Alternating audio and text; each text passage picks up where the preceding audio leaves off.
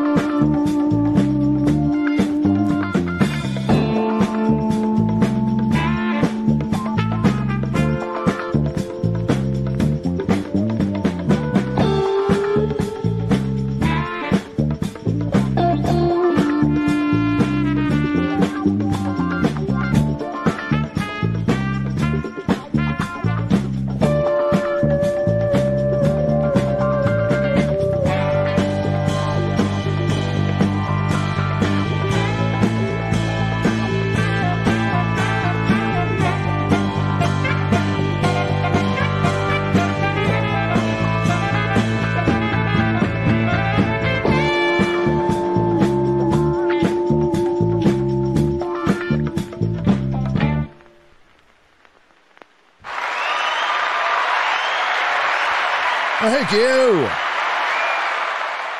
Hello. Welcome to the Nerdrotic Nooner. Kind of a quickie today. Got a lot of stuff to do. I had an undershirt under this and it was just too hot. It was too hot. Welcome, everyone. Yeah, a SpiderMan trailer leaked yesterday. Can't imagine Kevin Feige's happy about that. But it might be a godsend for him because it made everyone forget about the absolute triumph of the Eternals and Shang-Chi immediately.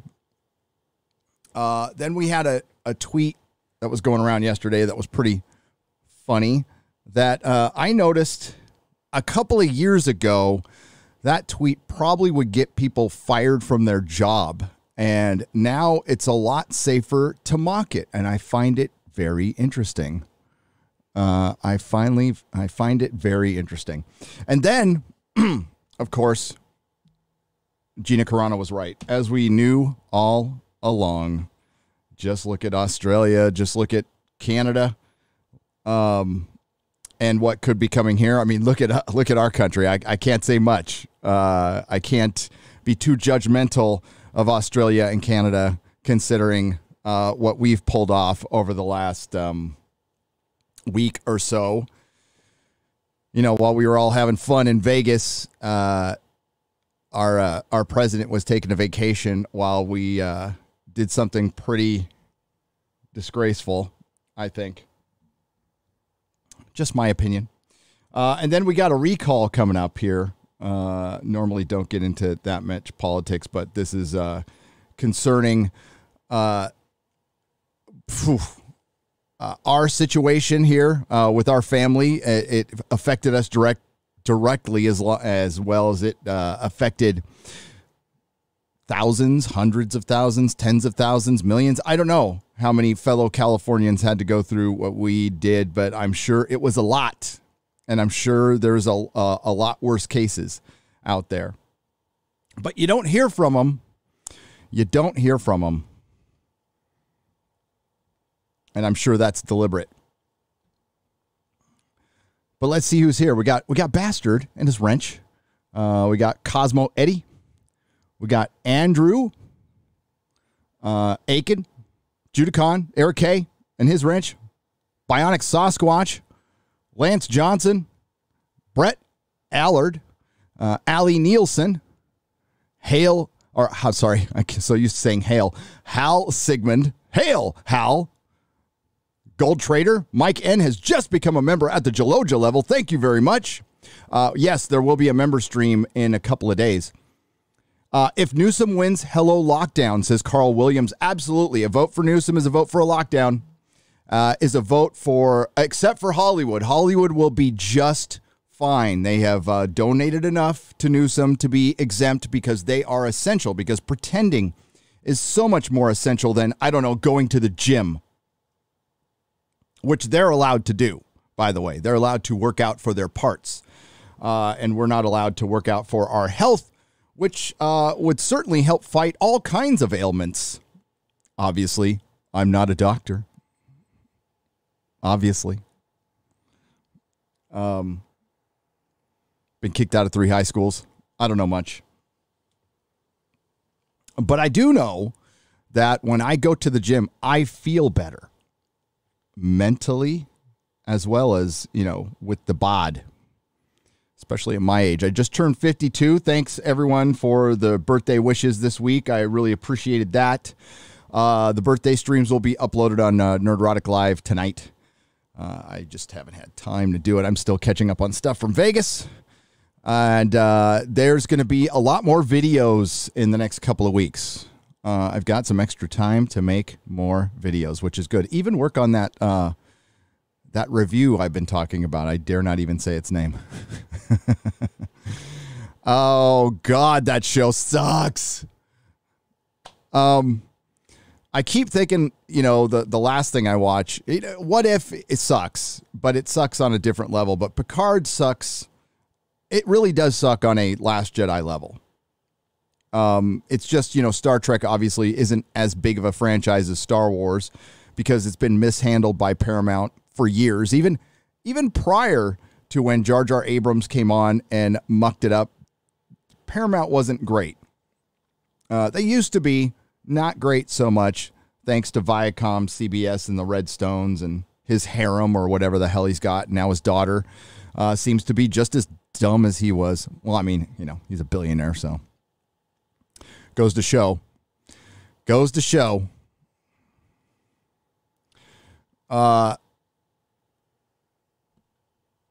Let's start out with the tweet. I think that's pretty funny. I think we can start out with that. I first saw it from, I think it was Yellow Flash tweeted out, or was it Critical Drinker? One of those two fine YouTubers who we like quite a bit.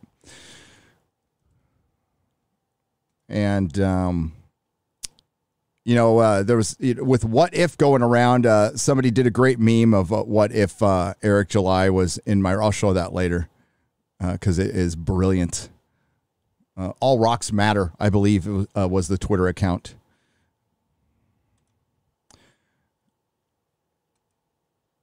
There we go. So I guess Blu-ray Angel was serious when they said this. You never know with Twitter. Whoever made this needs to get arrested. Now, they could have been sarcastic too, so I don't know. But whoever made this needs to be given a medal, the Nobel Peace Prize. The same one that Barack Obama got. I'm sure Joe Biden will get one too, especially with his work in Afghanistan. That was just legendary. So if you would have, maybe I'm wrong here, but if you would have posted this and retweeted it a couple of years ago, you probably would have been fired from your job. But the fact that you can put this up now, and because we've been in clown world for quite some time here, and life has become the parody, that it's okay to retweet this. And it always was, by the way. It always fucking was. It's okay to criticize how ridiculous the racial and gender swaps have gotten. I mean, Warner Brothers has taken them to a whole new level, which is beautiful because I don't think it's a coincidence that Warner Brothers has gotten worse since Jar Jar Abrams was signed. That's not a coincidence at all. That man has a lot of influence in Hollywood because he was anointed by Sir Spielberg. So, yeah, it's perfectly safe to tweet this out, to criticize it, and I think that's a good thing. Mock this shit as much as possible and continue to mock it because it's fucking ridiculous. And hey, Wakanda is or was prior to Black Panther, an isolationist ethno state. This is true. We have Father Christopher Miller here. I'm sorry, what? And he's talking about the ginger side.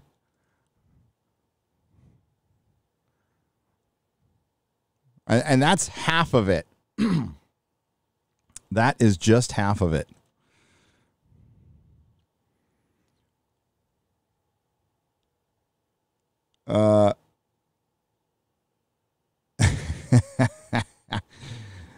Yes.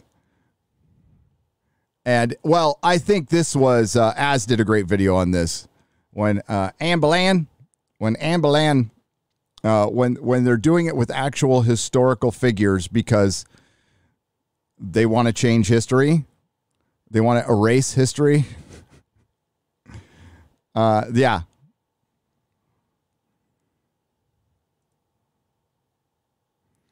That's how ridiculous it's gotten. So, yeah, I saw that, and I saw people retweeting it, and I'm sure there's a meltdown. I'm not seeing it. I'm not seeing the people freaking out over this. I know it's out there, but I'm seeing our people.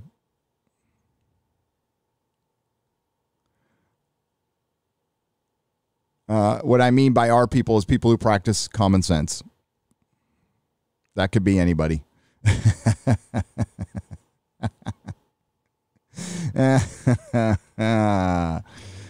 Oh, you guys are brilliant. Yeah. Well, what about Valkyrie, too? Let's not forget Valkyrie. And as somebody did correctly point out that there is a, I believe it was 30s, the 20s or 30s, maybe the 40s, one of those decades, there was a Black Panther who was originally white. I'm sure we'll see it in here somewhere. But yeah, in a time where they have made Tim Drake gay and Jonathan Kent is going to be gay. Eric July all but confirmed that on Friday Night Tights. I won't say how, but he did. And I trust Eric July. So, I mean, this is how it ends when it becomes such a mockery. And it also ends when this stuff starts failing miserably. And that's coming around the corner. The problem is they have too many built-in excuses with the COOF right now and the Delta Epsilon Omega variant, the variant. I went to see Free Guy last night with the family Nerdrotic. I thought it was all right. I thought it was a little long, but Ryan Reynolds was good in it. It was entertaining. I walked out of there. I laughed, but my kid loved it. The only problem I had with it is Pokemon was in it. And I'm like, hey, that's that biatch who took my boy It's a Gundam's sponsors away. Like, what the hell? And she was in it twice.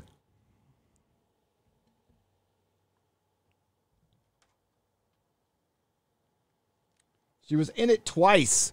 Yeah, a Ninja was in it, and I didn't recognize any of the other Twitch streamers. My son did, and there was like 4 or 5 Twitch streamers in that. That was weird. That was surreal.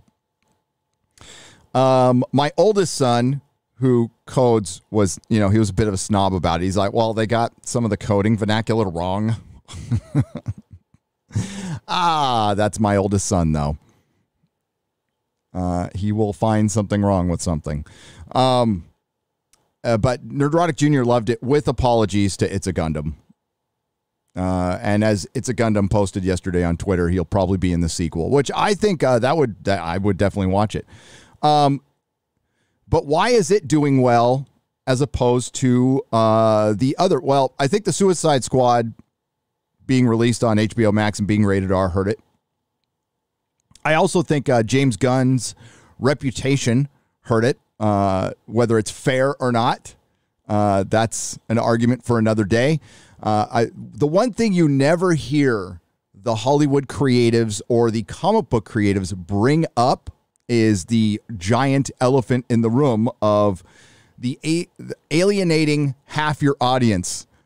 Definitely factors into lower box office receipts and lower comic book sales. What percentage? I don't know, because both industries have their problems. The built-in excuse with the coof, with film, but there's more built-in problems with the comic book industry. And the last thing they needed was to alienate customers, having Gail Simone come out and say, I'm paraphrasing what she said, is basically, we could afford to lose some white customers.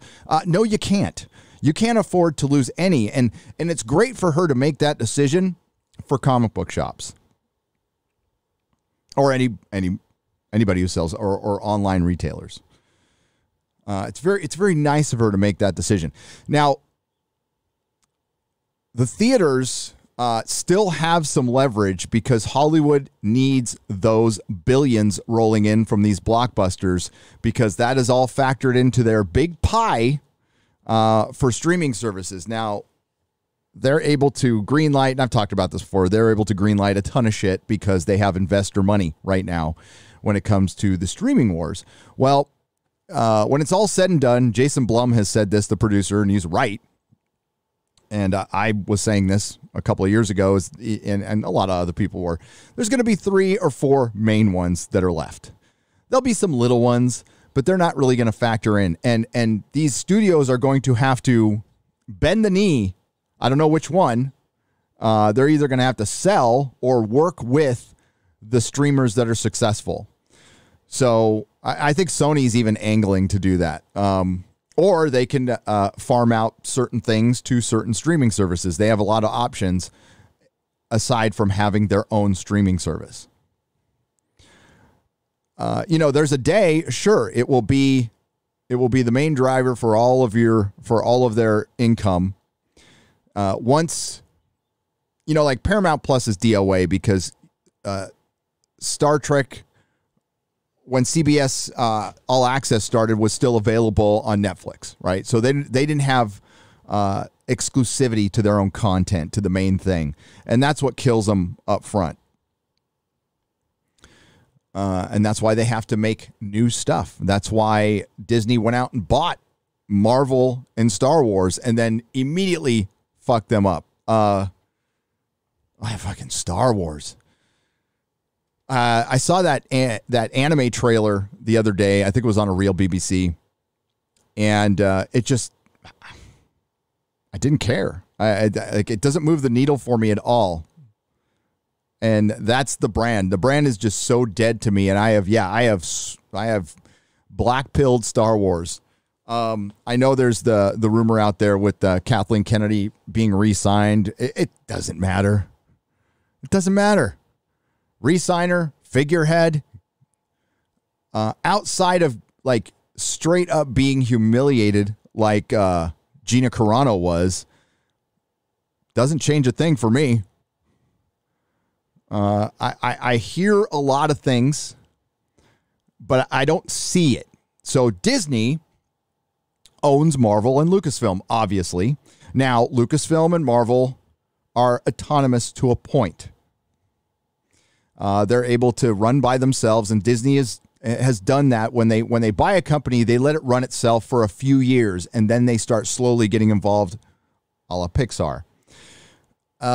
But that company cannot betray the underlying message of the entire company. And the underlying message of Disney is, well, they tried to put CRT training on their employees until they got popped a couple of months ago. And if they didn't get popped, that would have gone through. That's your underlying theme of Disney. And until I see different, I'm not going to believe different.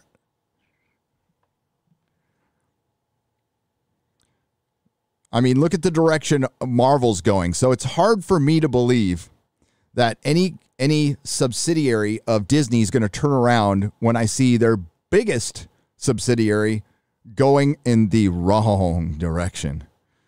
That SpiderMan trailer that came out made everybody forget about Shang-Chi and the Eternals immediately. I watched it, and it was on somebody's phone. And that was definitely the Spider-Man trailer for sure. Half the stuff wasn't rendered. I don't know when it's going to come out. I don't know. I mean, that was obviously some rough cut. And I don't know if they've done work after that. They have a lot of work to do on it. I don't think they can get it done in 24 hours if that's what they're at right now. But that might be a rough cut from a couple of months ago as far as I know. So I don't know. There are some rumors that it's going to come out tomorrow, tonight, whatever. Yeah. I mean, I'll warn you, there's going to be some spoilers here, but what I could see, I saw, and I warn you, there's going to be some spoilers for a trailer, for a commercial. I saw Pumpkin Bomb. It was animated, so they hadn't rendered that all the way yet. I saw Doctor Strange in a white room that they obviously haven't rendered. And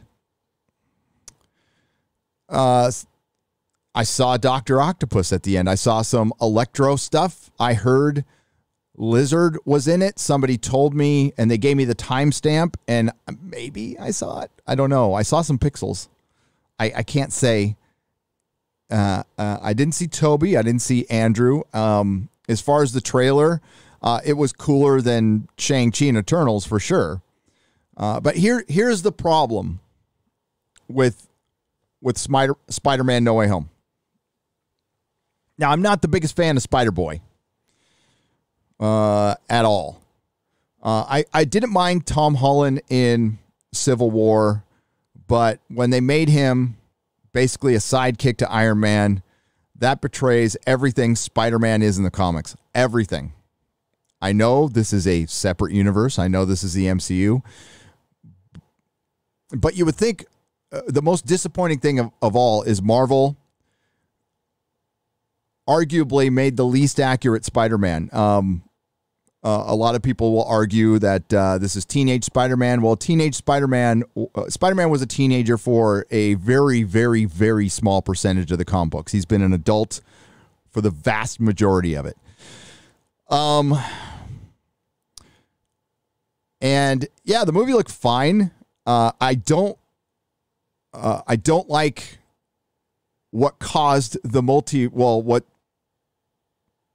what breaks them through to the multiverse. I don't like, and they show it to you in the trailer. Everybody knows Peter Parker is Spider-Man, like at the end of, oh God, I can't even remember the name of the sequel now. It was so forgettable. Doesn't matter. And I thought he would be in an alternate world there. He's not. So he's in the MCU. I don't know what that designation is. I know Marvel Comics is 616.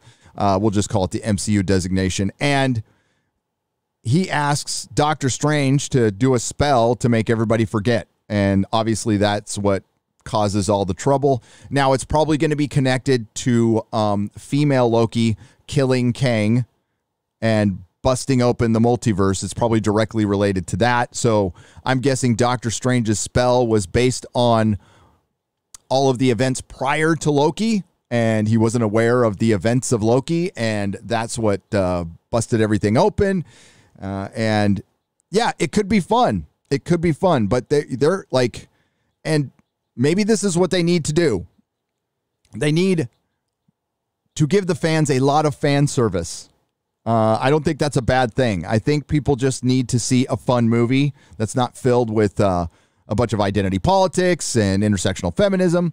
I don't like much of the cast in No Way Home, as far as like the Spider-Man, because Spider-Man is, Mary Jane's pretty important to Spider-Man. Gwen Stacy's pretty important to Spider-Man if they're going to bring her in. Ned Leeds, I'm fine with that, but I can't see him becoming the Hobgoblin anytime soon. But yeah, it's they're going to Gimmicks now, and we've talked about this before. Like we're looking forward to a Flash movie for Batman, not for Flash. And this is the first solo Flash movie. Probably because Ezra Miller is a terrible Flash. And it would take Michael Keaton as Batman being in that movie for me to even see it. Ben Affleck's going to be in that too, and that's cool. I'm down with that. But yeah, they're resorting to gimmicks, and that's great. But they're going to have to reset everything at some point. They did announce Captain America 4. Good luck with that. That's all I got to say. I don't know what Marvel's thinking. All they have to do is recast these characters or bring in. So, I mean, they're jumping everything to get to the all new, all different. And a lot of us were warning this was going to happen. The only reason they introduced these characters in the first place and forced them through was so they can introduce them in the films. Comic sales had nothing to do with it. It was only to say, hey, we got these from the Marvel Comics. Doesn't matter if anybody actually read them or not. We put them in the comic books. And Marvel's still a strong enough brand where people are just going to go and see this. And, with the Shang-Chi stuff, all the critics are just, I'm sensing a little bit of overpraise going on, a lot like Black Panther. I'm certain this has everything to do with identity politics. I was looking at it. I was watching an interview with the star of Shang-Chi, Simu Liu. His shirt said, phenomenally Asian.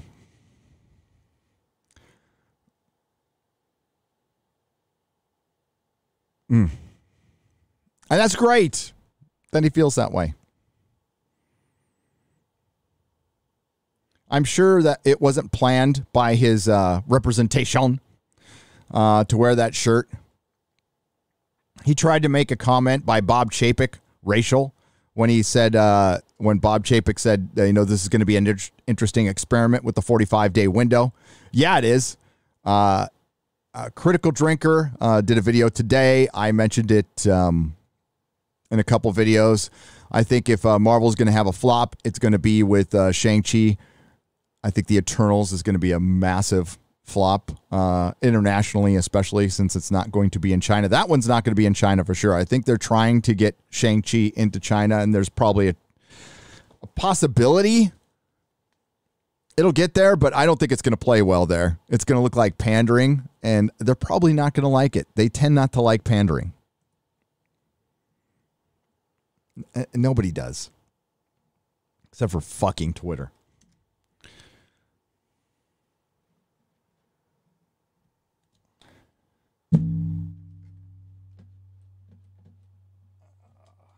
I have to do my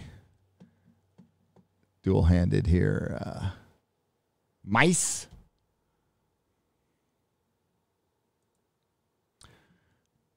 What's your take on Netflix's Punisher? Asks Kane Gale for £1.79 on a super chat. I like the first. I loved Daredevil season 2. I think Daredevil season 1 and 2 are the best things Marvel has produced live action ever. That's how I feel about those. Daredevil happens to be my favorite Marvel character.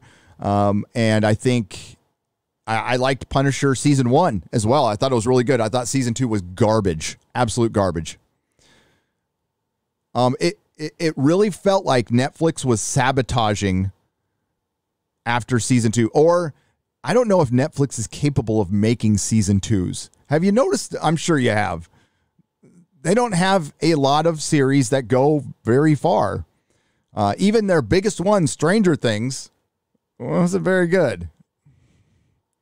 But I think phenomenal in Daredevil season 2, the prison scene. Holy shit. Just talking about it makes me want to watch it again. And I'm very glad I bought the physical media of that, because then I don't have to go to Netflix and use somebody else's password, because I don't subscribe to the Cuties network. DJ Sick Rick for $2 says MCU Spider-Man is Morty from Rick and Morty. Yep. My good friend Mahler and Rags, they both love the MCU Spider-Man, and we disagree on that. But they're not comic fans, so they're they're seeing this purely from an MCU perspective, so I can get that. But source material does matter. It does. When you are adapting a character, especially when you're the company who owns the character, I do think it's that company's responsibility to get that character right. But it's Disney, not Marvel. I think the MCU, I think it would have been handled differently if Disney wasn't in the picture, if they've gotten Spider-Man back. Now, there is a rumor out there, but I don't know. I mean, it's a rumor, so fucking rumors. Giant Freaking Robot said that Disney is interested in buying Spider-Man from Sony. I'm sure they are. Sony will never sell Spider-Man. They would be stupid to sell Spider-Man. And honestly, I think Sony might do a better job. I think it's the Marvel influence that brought in the Tom Holland. As simple as Venom was, and it was a simple movie. They shot that thing in 30 days. 30 freaking days. I didn't hate it. I mean, it's not memorable. I watched it once, completely forgot it. I like Tom Hardy as an actor. And yeah, I'm going to watch Venom versus Carnage. Fuck yeah, I'm going to watch it. But it didn't have fucking the Disney identity politics in it. Now, there's a point. Now, that is a plus for me with the movie. It doesn't make it great, right? Or good. Movies can still suck, even if they're free of identity politics, obviously. Cancel Netflix, cancel Disney Plus. Life is good. Says Commandant VHS for $2. There you go. Disney Plus is absolute garbage. HBO Max, not the best platform, but I could recommend it. There's enough on there, despite the stupid warnings, which is only for one movie, and it was probably because they were forced to do it, but whatever. Spawn, the animated series, is on HBO Max. That is great. Oh, that is so great. And there's there's the good Doctor Who on it too, if you want to watch that. Unfortunately, you have to see that logo, that damn logo. Rumor Disney wants to buy Sony's Spider-Man. Your thoughts? Says Sean the Movie Man 71 for, ask Sean the Movie Man 71 for $2. I don't think Sony would sell Spider-Man. Not in a million years. And it would have to be for so much. I think, if Disney, Marvel, they need to have Spider-Man back.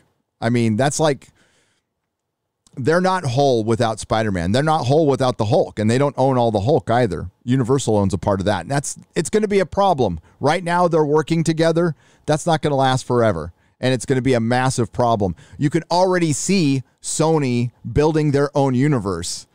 So while they're, all buddy-buddy publicly, like in broad daylight, they're building their own Spider-Verse, and they're getting ready for it as the contingency. So they're ready to keep Spider-Man, and Marvel ain't Marvel without Spider-Man. I'd be like DC not owning Batman. It's ridiculous. And I just don't know. Maybe I think it'd be more realistic. No, probably not. If Disney bought Sony, because what does Sony have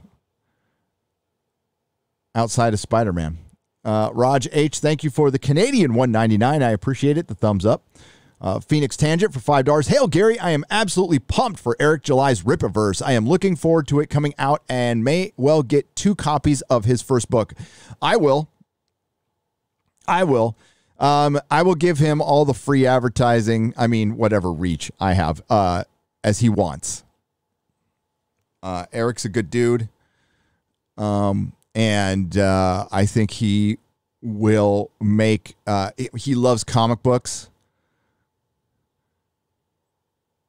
as much as I do. I mean, it's my first love, my only love. And it sucks not going to a comic shop and getting my weeklies, did it for years and years and, passed them out for years and years. It sucks. But if all goes according to plan, maybe I'll sell some of the Rippaverse in my shop. Joey Bryant for $20. Thank you. Here's a better what if. What if Peter Quill gets saved from Yondu and gets adopted by Wakanda and becomes the Black Panther? Yep. There was a good story in there. I'm sure there was a good story, but the problem is Disney and Hollywood is so afraid to write characters of color using their fucking language and women right now that women have to act like misogynist men and all other characters are just soulful saints, and it makes for just boring storytelling. It's absolutely boring. And when you do something, I know it's a simple cartoon, but when you're going to go and say, well, Thanos was talked out of the snap, and then you don't even tell us the argument. You don't even tell us the actual argument because you can't come up with one. And because it's tell, not show, which is the worst storytelling there is. And that's what we're sitting through right now. But I don't think anybody's watching What If. Az went over the Google Trends last week, and it was a flat line. I thought it was we were looking at the graph, and I thought it was the bottom line of the graph, but it was actually the what if line, meaning nobody cares about it right now. Andrew Lundell for $5 says, everything woke turns to shit. Donald J. Trump. Yeah, that's an epic quote, by the way. I don't care who said it, but it's true. It's not like we haven't been saying that here for years, but it's true. It is absolutely true. Look at Star Wars. Look at Star Trek. Look at Marvel. Look at DC Comics. Are any of them doing well right now? No. All I hear is excuses, moving goalposts, rationalization.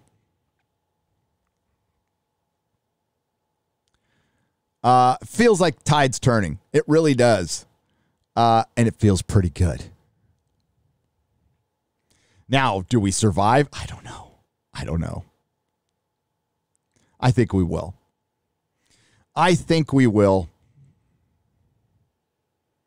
Judicon says for $5, Hail Gary, everything woke turns to shit.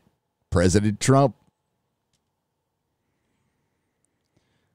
Isn't it? I think that is refreshing. Is like, I am sick to fucking death of political speak. I am so tired of like knowing that, okay, we're going to lie to you. Everybody knows you're lying, but we're going to play this fucking dog and pony show. Like a couple weeks back, it's no different than any other time, but it fucking pissed me off when somebody asked the administration's press secretary, hey, if you got the jab, why do you need to wear a mask? And she wouldn't answer the question. She wouldn't even answer with, I don't know. She said, it's very important that everybody gets vaccinated. And the reporter's like, okay, I know, but why do you need to still wear a mask if you got the jab? It's really important that everybody gets the jab. Okay, but why do we need to wear a mask if we've already got the jab? And she answered again. And it's like, fuck, why are we putting up with this shit? And we have, and it's listen, I'm just as guilty as anybody else. Okay. I'm not saying, I'm not judging too harshly here, but a little bit. Our comfort has come back to bite us in the ass. And it's up to us. It's up to me. I'll use my I statements here. I said this in my California video. It's going to be in my next California video. Wherever I go, I'm going to know who the fucking dog catcher is. And I'm going to know where the dog catcher goes to fucking eat. I'm going to know everything about every elected official in my realm. And I'm going to show up. I'm going to vote. I'm going to read, when I buy a house, when I buy a car, I read the contracts. Fucking cover to finish. I read that shit. And I'm going to do this, the same with the election. Yeah, it's boring. And they purposefully make these things confusing as hell. The election books get thicker. I very conveniently got my recall ballot in the mail the other day. And I plan to vote to recall Gavin Newsom. My wife plans to vote to recall Gavin Newsom. A vote to keep Gavin Newsom is a vote for another lockdown. A vote for more businesses being shut down, small businesses. And you know who got affected the most? Female-owned businesses, Black-owned businesses, Latino-owned businesses, Asian-owned businesses. Asian-owned businesses got decimated in San Francisco. Stop the Asian hate, London breed.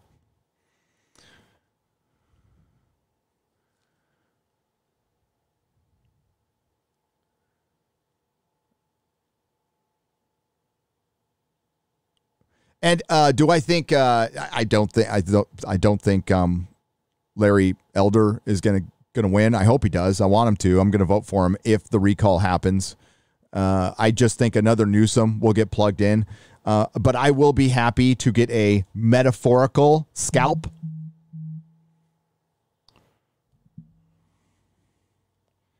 A metaphorical scalp. YouTube. Because you know what, like my wife losing her business, and I'm not going to apologize for bringing this up. It's kind of a fucking big deal. Watching my wife lose her dream. What's great though. What's great is watching her be fucking strong and get through it and turn the page and move on and learn from it. And, she's invigorated and, It's going to be great to see what she does next.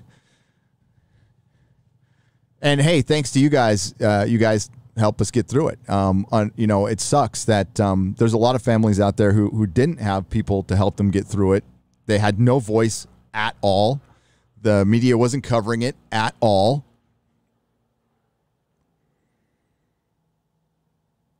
But Gavin Newsom's going to give us all $600. Well, not me, but he's going to give most everyone $600. Well, no, I think we will get it now. Yeah, I think we will get it. But I don't want it. I think most of us would have rather worked for our money and not, for one, I mentioned this on Twitter yesterday. I don't think he's going to get recalled. I think he's offered to pay everybody's rent. And he's offered $600. There's people who actually think getting their own money back is a stimulus. No, how about not taxing us in the first place? That's a stimulus. Taxation is theft. But thank you for giving us some of our own money back. Woo!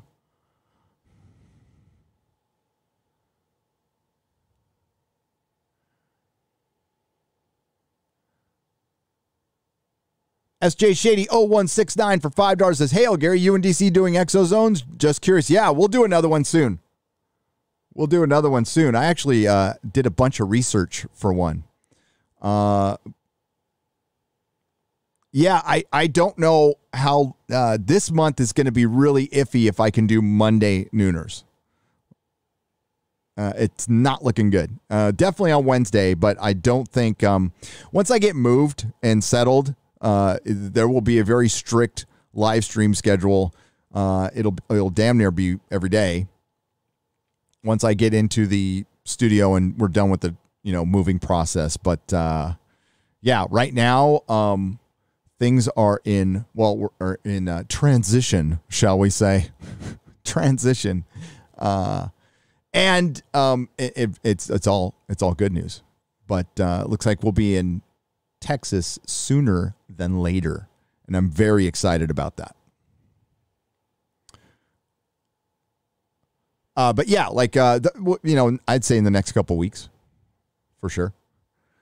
Hey Gary, happy late birthday! Thank you. Thanks for all the entertainment you provide. And did you see the video of the dinner party the elites were having? None of them had masks, but the servers had to. Chris for $10. Haven't seen that, but I'm not surprised. I'm not surprised at all. Rules for thee and not for me. But this is the biggest problem we have in our country is, people just rooting for Gavin Newsom because he's got a D next to his name. This guy, yeah, the D is for douchebag. The guy slept with his best friend's wife, his campaign manager, his best friend's wife. When he was the San Francisco mayor, he vacationed half the time. He was rarely there. He's a horrible mayor. Hey, I got this was cool. Hey, I'm going to show this. I'm a little proud of this. Superman retweeted me. Where am I going to find it though? Dean Cain retweeted me when I don't know. I saw something that set me off about. I saw some guy going, "Tell me if you voted no for the recall," and I'll totally retweet you. Oh, here it was. It was Cernovich put up thoughts, and it's an interview with Gavin Newsom making excuses for taking vacation all the time and stuff. And I responded with, "Crap mayor, garbage governor, great chairman, perfect douchebag." And then Dean Cain retweeted it. I gotta find that though. Where is it? There he is. That was cool as hell. He is obviously voting for Larry Elder, which is good. Oh, he tweets a lot. Give me just a second here. Oh, that's good.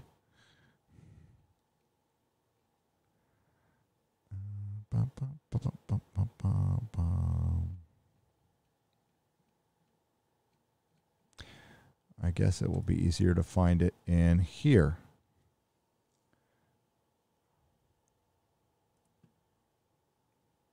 There it is.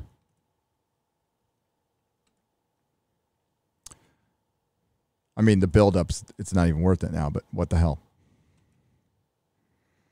There we go. So that was cool. And I was just pointing out, I made this picture, by the way. I'm very proud of it. California Psycho. And I was pointing out that, our mayor did indeed, when he was married to Kimberly Guilfoyle, by the way, my wife used to do her hair, from Fox News, who is now, I believe, Donald Trump Jr.'s girlfriend.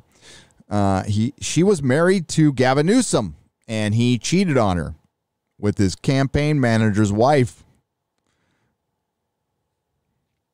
But that seemed, the whole Me Too thing seemed to absolutely miss all of that. Isn't that weird? Isn't that weird?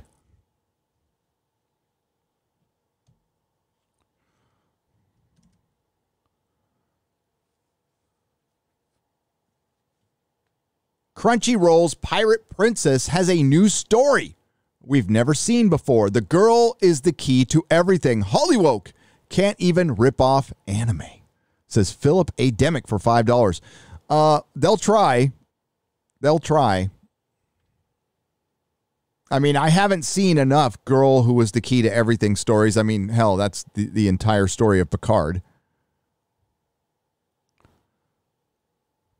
The Grizzly for $10 says, "Hail, Gary, I have a new term for fans. Rather than fans, call us customers." Yeah. Fans are subservient as a term in origins. Customers implies equality between business contracts. Be a customer. Yeah. That's why I don't like the term consumer at all. I see at the core of all the hashtags was a customer movement. The customers of video games didn't like that their video games were being infiltrated with identity politics. Now, of course, that was under the premise with Gamergate that there was collusion in the media, and there was Zoe Quinn, and there was all that stuff. But at the heart of it was, don't fuck up our video games. Don't come into our... I mean, like, even Free Guy, while being a little accurate, was a little harsh on the gamer, and they did the whole, like, dude in his basement thing, and, like, yeah, it exists, but it's, like, it's tired, and that's still how all Hollywood sees the gamer, but that's another video for another day, or another topic for another day. And what was at the core of either, you know, Comicsgate or the Fandom Menace or whatever, or RIP Doctor Who, was don't fuck with our thing. Don't fuck with our thing that we, you know, helped build, that we love to buy. We love to buy the action figures, the comics. We love to buy the physical media, the posters, the magazines, the books, the comics. These were things that we enjoyed, and we have no problem with new people coming in as long as they respect the lore, respect the source material. But that's not what's happening here. So gatekeeping is absolutely a good thing when it comes to SJWs, imposters, posers coming in who want to come in and destroy it. Now, if you respect the lore, I don't care what you are. If you want to learn, nerds are some of the most sharing people out there. That's the one.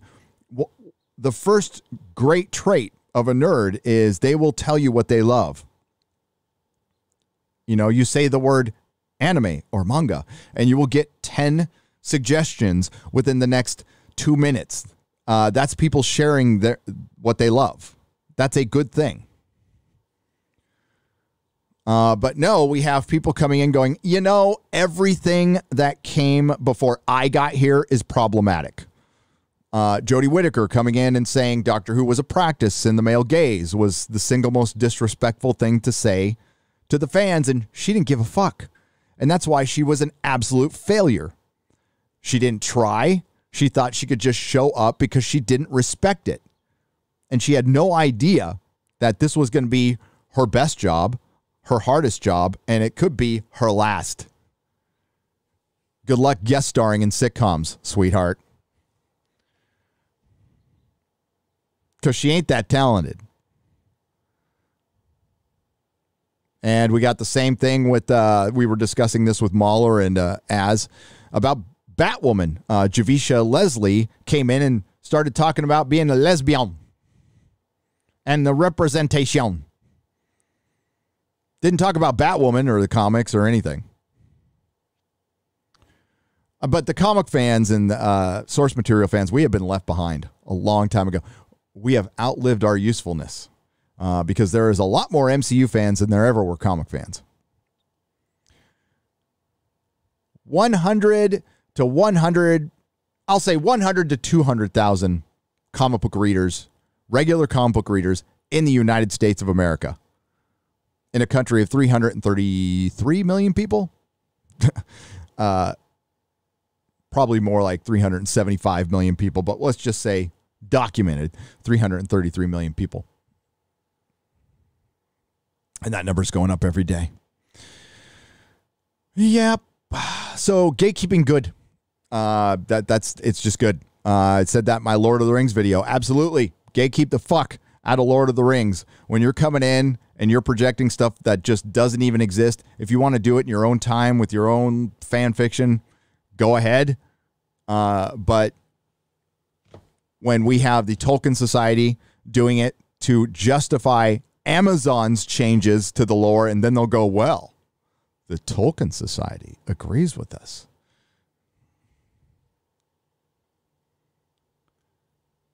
Hale, yes, gyms are essential. How about a mandate that people maintain a 25 BMI? I'm not serious.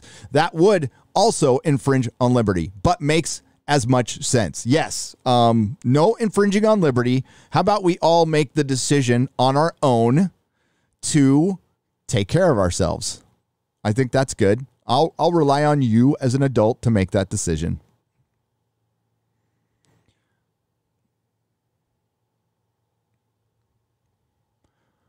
What's up? Dan Fraga says, Fraga, boom. He says, hey, brother Gary, how's it going, Dan Fraga? That's a good guy. Very talented guy. Very talented guy.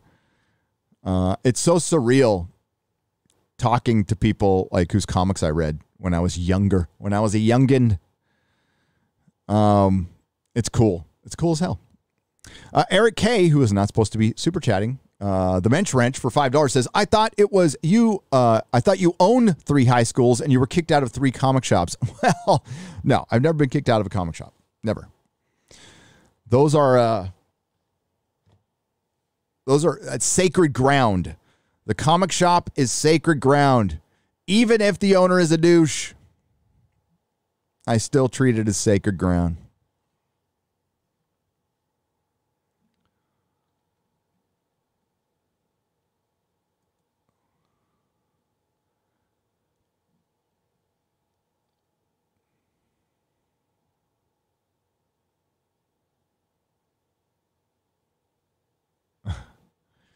On the donation side, we have Jester of Roanoke for $1. He says, how much you want to bet, given we see Doctor Strange and he seems to be the one who accidentally sends Spider-Boy into the multiverse, that the strong female Scarlet Witch has to come in and fix the big dumb male's mistake. That is the impression that I got, Jester of Roanoke. If you're even using even a tiny bit of One More Day as your inspiration, which that's the first thing I thought of when I saw this trailer, was One More Day. No, there's no Mephisto.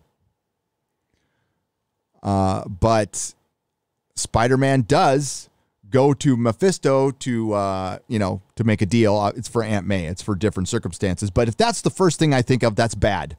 That's bad. One More Day is bad. And yes, it's written by Michael J. Straczynski. But I think he was just being a team player for Joe Quesada. But it was, you want to talk about something that broke a character. That is what broke Spider-Man in the comics. And I don't believe he has ever recovered. Jesse H for $1. Thank you for everything. You are welcome, Jesse H. I appreciate it. So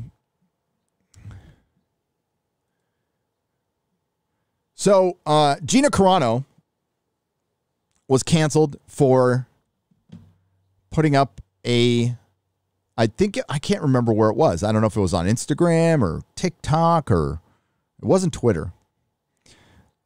Essentially, it said, and she was just putting up somebody else's post, but it said the Yahtzees in Yahtzee, Germany were able to get away with what they were able to get away with the public through fear. It was easy because they made a villain. They made a villain. So the public was doing their work for them. Turning people in, turning in their neighbors' children were doing it too. It was horrific, and it was through fear. Getting the citizenry to turn on each other. Well, remember, of course, she was heavily criticized for using a Yahtzee Germany analogy, although the leftists have been using it for years against Donald Trump, and it's perfectly okay there. So Gina, of course, gets fired. Knee-jerk reaction. I know there's been a lot of, this person had nothing to do with it. They all signed off on it. Bob Chapek had to sign off on her getting fired. Kathleen Kennedy had to sign off on her getting fired. Bob Iger had to sign off on her getting fired. Everybody signed off on it that was in charge. They had to, okay? So to say that there's somebody who still wanted her around, then she'd still be there, okay? Jon Favreau might have been against it. I don't know. Haven't heard a peep out of him. Haven't heard a peep. So until I see something, I can only go off of the actions of Disney, which was they humiliated Gina Carano, and then after that called her posts abhorrent, called her behavior essentially abhorrent on her way out the door, tried to besmirch her name and blackball her, and she's essentially blackballed from Hollywood. Now, I don't think forever. I think some studio will be brave enough to hire her. I think they'd be smart to do that. I think she'd bring a lot of people to the theater. Daily Wire was smart enough to let her produce her own work, which she's doing right now, by the way, and I will talk about that on Wednesday. I will talk about what project she's doing and stuff. Or maybe we'll talk about it tomorrow on Real BBC. But everything we're seeing in Australia now, which is they killed fucking rescue dogs that might have the coof. Monsters, fucking monsters. Now, they are just as much monsters for forcing kids to get the jab. I'm sure everybody saw that video where that kid was just crawling to get away. What the fuck have we become?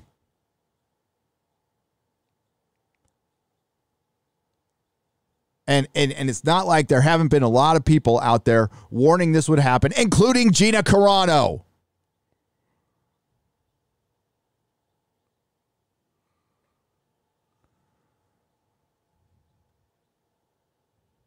This isn't the, again, I'm not a doctor, but last time I checked, the coof isn't the Spanish flu. And we don't need to be killing dogs. And they were afraid that people would rescue the dog. I mean, fucking stop. It was nice to see people fighting back against that, though, Australia. I know there's a lot of you out there that are fighting back against it, and good for you. There's a lot of people who subscribe to this channel from Australia through Doctor Who and other things.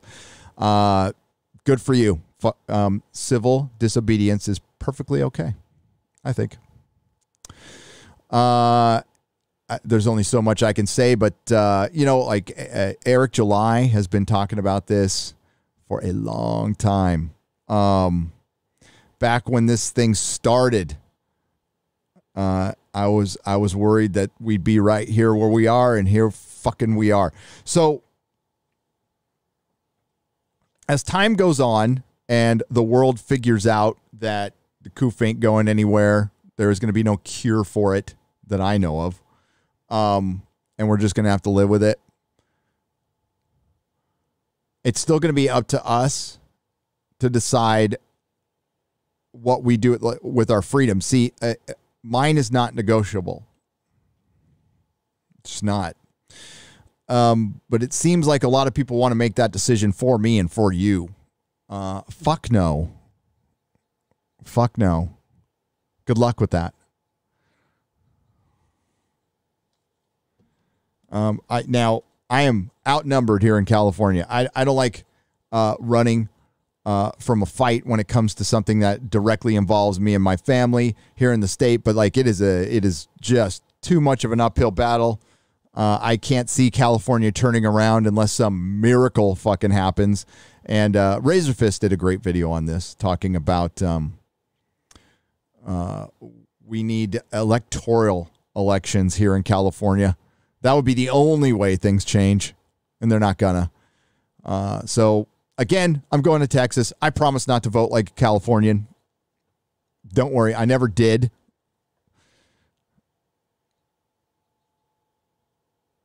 But a lot of us might, which sucks. Dolified for $4.99 says, spoilers, in that trailer, do you think it was Charlie Cox, Matt Murdock defending Peter Parker in that one scene? Bounding has an article on the leak. Yeah, we'll go to that article in a second. I couldn't tell. I would love to see if Charlie Cox is going to come back as Daredevil, he's got to get over the hating the costume thing, because I don't want to see Daredevil in his sweats. I want to see Daredevil in his fucking costume. I like that costume. I thought it was good. Don't sign up to become a superhero and then hate the fucking costume later.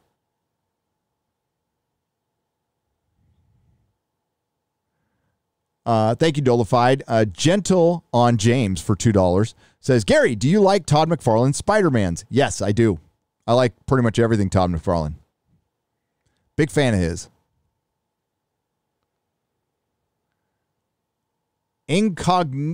Incognitious Jones for $5 says, there's both a right way and a wrong way to gatekeep.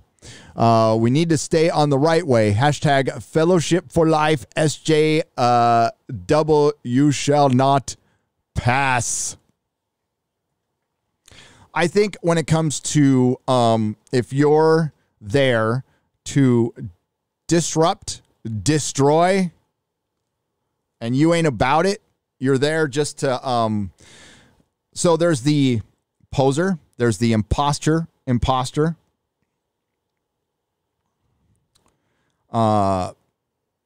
fraud. And it's different on an individual basis. But if you're there to, for example, Lord of the Rings, if you say you were a fan before and then you took your women's studies class and then you're no longer a fan because you see all the problem with the patriarchy, that ain't going to change because J.R.R. Tolkien is dead. So his story is written. There is nothing to add. There is nothing to change. It is what it is. And you can be an adult and see it for what it is, as just a story, a make-believe story. But if you're that person who took the gender studies or women's studies class, and all of a sudden you start having problems with everything because you're impressionable and you let a couple of courses change your worldview, and all of a sudden you're having problems with the thing you enjoy. So you need to change it for you. Well, it's selfish for one. And no, nobody wants you around. If you want to write your own, waste your time on your own fan fiction, go right ahead. Go right ahead. But when they start going in and reinterpreting it, and this fan fiction bullshit starts becoming the adaptation, no. Fuck no. And I draw the line in the sand with Lord of the Rings. Fuck no.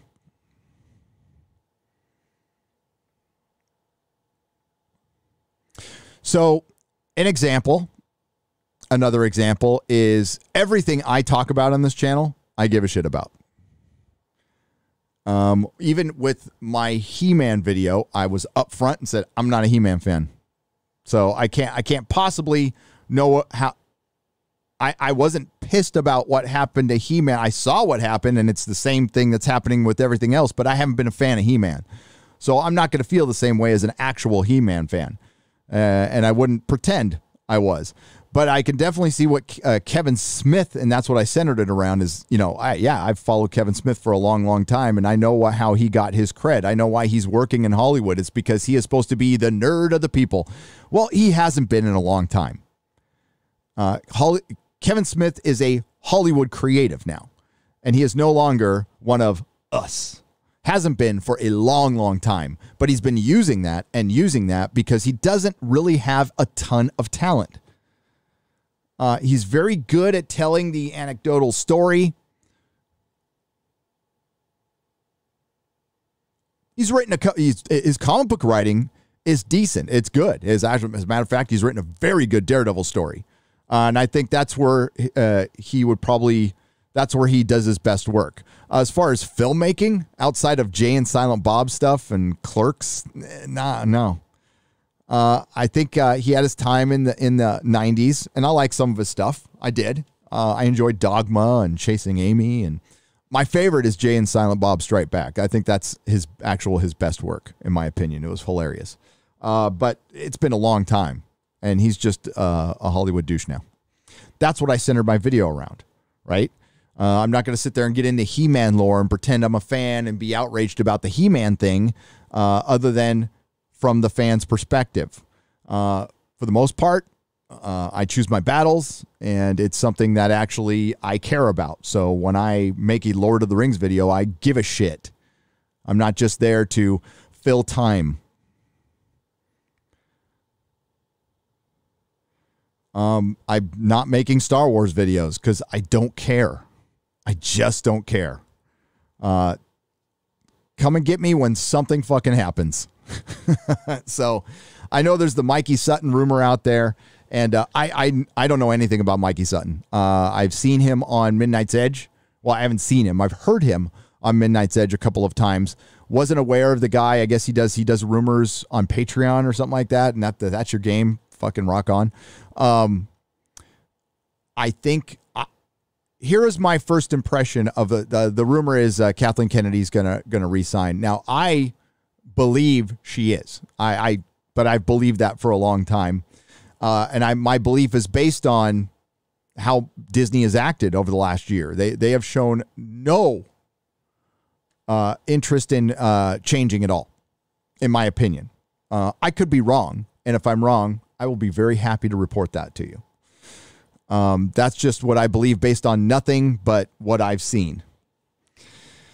But his rumor came out on the 1-year anniversary of his channel or something like that. And I'm like, that's very interestingly timed. That's just my first thought.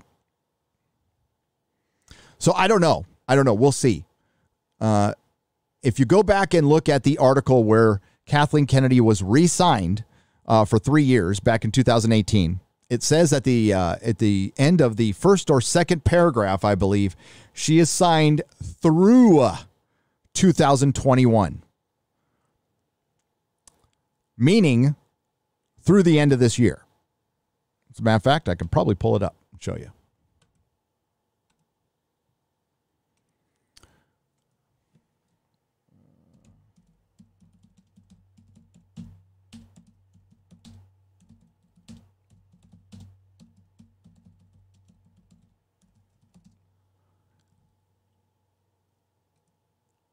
Yep, there it is right there. Oh, it's the first paragraph. I've showed you guys this before. Right there.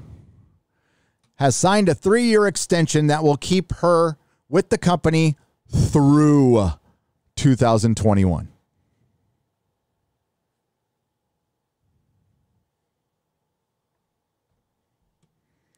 There you go. Let's go to that SpiderMan leak stuff.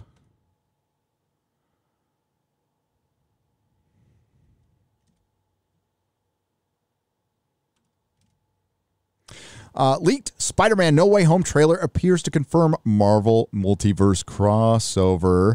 After a litany of rumors, casting, speculation, fan hype, it looks like we finally have a skeletal patchwork of what the teaser trailer for the upcoming Spider-Man No Way Home could possibly look like.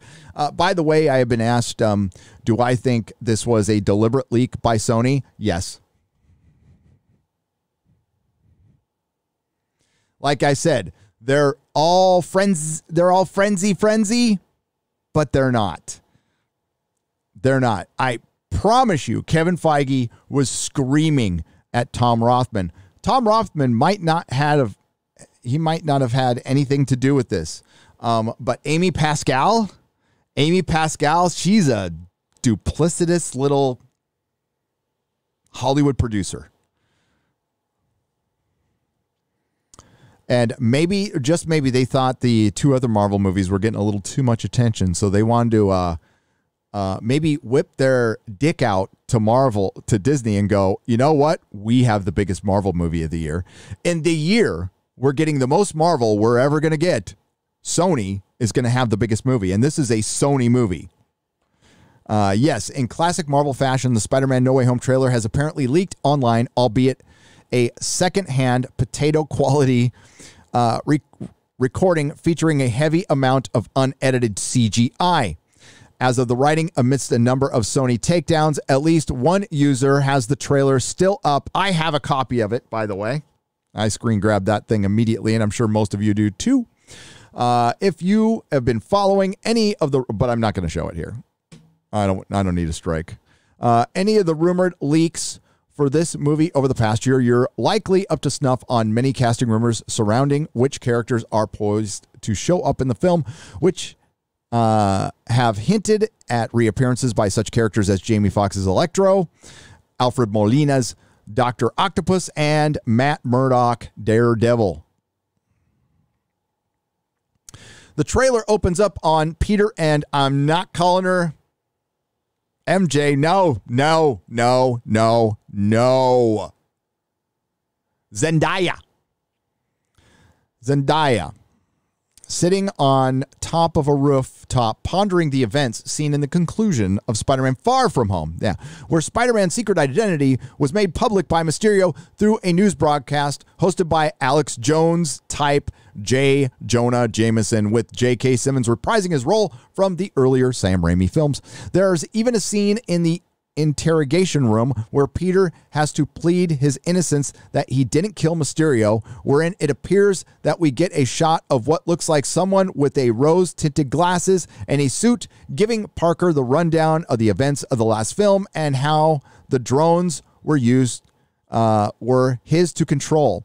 While speculation has swirled that Charlie Cox is set to show up in the film as Peter's defense lawyer, with the quality of the video, it's unclear if this is, in fact, Matt Murdock.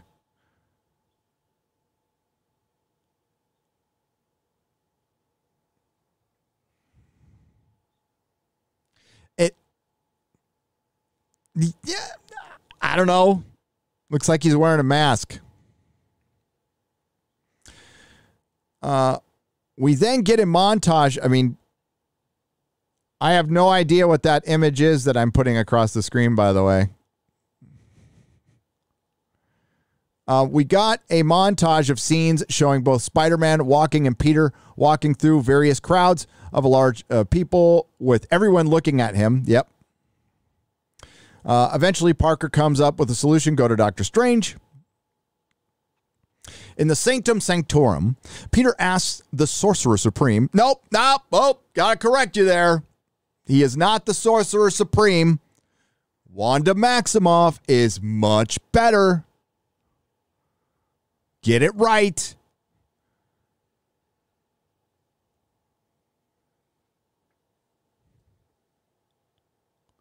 To make the world forget that he and Spider-Man are one and the same, as Strange starts to conjure a spell that would make everyone lose their memory of Spider-Man's secret identity, Peter begins to raise some objections, not wanting his closest friend and family to forget his secret. Strange proceeds to tell Peter to pipe down, and after some swirling lights dance around the room, the deed is done.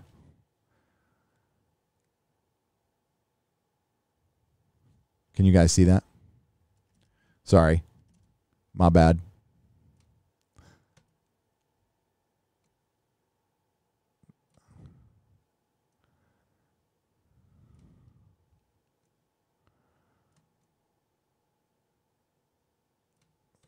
That's better. Oh, shit. Now you can't see the text. Hang on.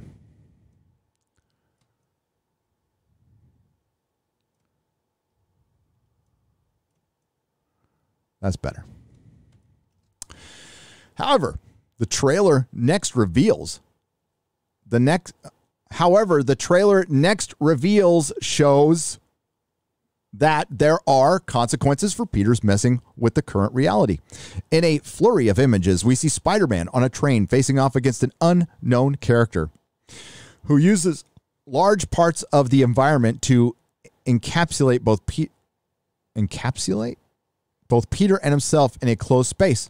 The train then flies off the rails and seemingly into the sky. Hopefully, more finished version of this scene will give us clarity as to what exactly we're seeing. Yeah, nobody could tell. And then there was that. That's Doctor Strange.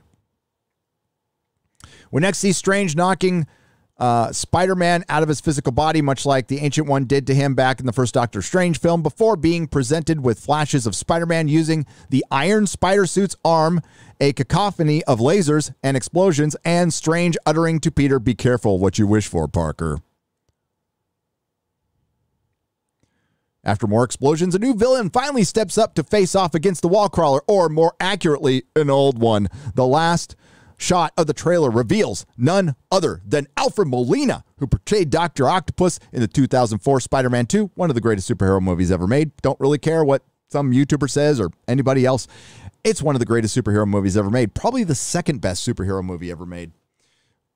Emerging from a flurry of dust and debris, he smirks, saying, "Hello, Peter," before striking a battle-ready pose. Alfred Molina was a great Dr. Octopus, by the way. Fantastic. While there is some question to the legitimacy of this trailer, I guess they could have faked the end, but not this shit.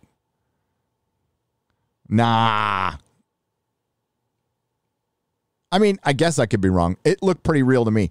Whether there is some question of the legitimacy of this trailer, the footage and dialogue seem to be legitimate, but the unfinished CGI gives reason to pause. Every video uploaded thus far has taken down by Sony as the studio attempts to mass remove any trace of the leak from the web. Well, then that sounds pretty legitimate to me if they're taking it down. It excited a lot of people. A lot of people liked the trailer. And fuck yeah. I don't know if you all remember, because I know you all listen to every second of all my live streams. I said at the beginning of the coof, I said Hollywood is going to need to deliver a lot of fan service. And one of the things they can do is, well, they released the Snyder Cut, and I think that was pretty fucking successful. Or make a Spider-Man 4 directed by Sam Raimi. That would make all the money. Do a Dark Knight Returns with Michael Keaton. Don't have Burton direct it, though. No. Anybody else but Burton. Well, not anybody else, but somebody else. Do something that is just a slam dunk. And Hollywood, I mean, Henry Cavill is one of the biggest stars in Hollywood. They had him locked down for Superman, and they don't want to make it. And I think the time is right. I really do. But now I think it's past. I think Warner Brothers' reputation with superhero movies, even if they come out with a good one, is toast. Any goodwill they got from the Joker is gone. Fucking gone.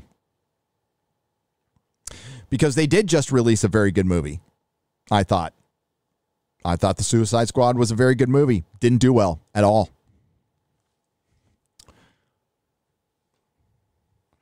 Oh, look at that. Jesse Smollett's sister is going to be back as Black Canary. That'll bring them to the theaters.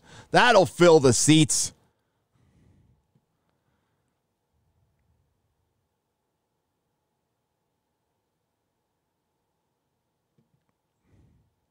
I'm not a fan of that costume, by the way.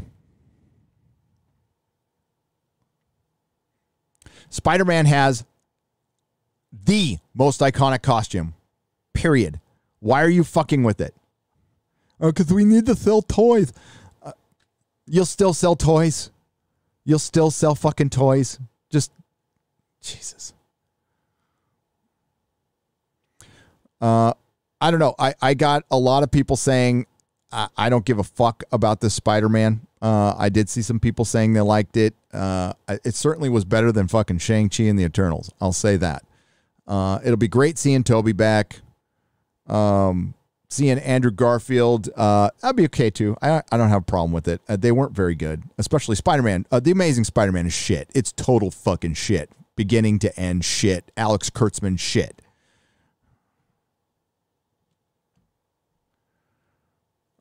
Seeing Daredevil come back. No. So Daredevil fans, and I know there's a lot of you out there. Daredevil season 1 and 2 were fucking magic, and there's no way Disney could ever produce something like that.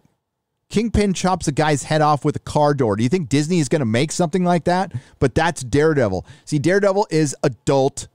It's, older teenager to adult superhero. It is kind of like the Vertigo age range for DC. It is not a kid superhero. He's a street level, violent as fuck superhero. Not PG-13. It's just not. And that's where, again, Warner Brothers has it all over Marvel with that stuff, and they just can't put it together because they don't. And the window is closing. I think it's interesting that Free Guy did well over superhero movies. And the best performing movies haven't been superhero movies. They've been, Fast 9, King Kong, Free Guy. But the superhero movies haven't been doing well. One of them was filled with identity politics, and that's why people are sick to death of that shit.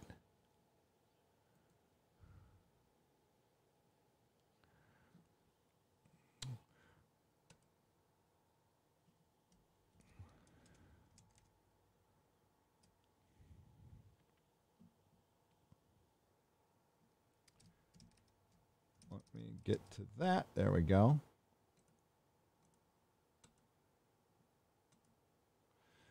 We have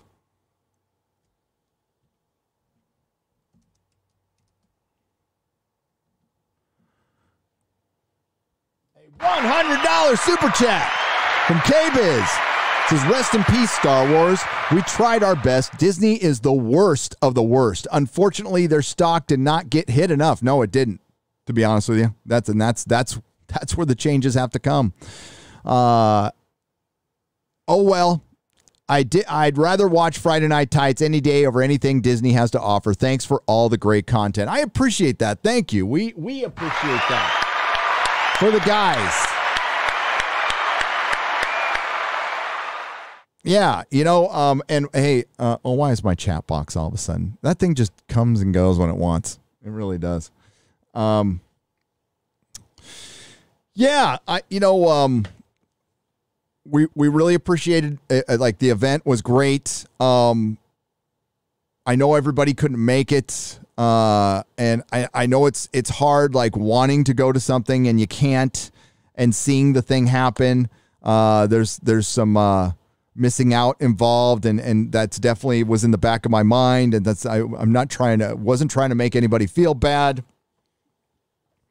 I wanted to give back to you guys, and I'm not done doing that, by the way. Our next meetup will probably be in Texas when I move.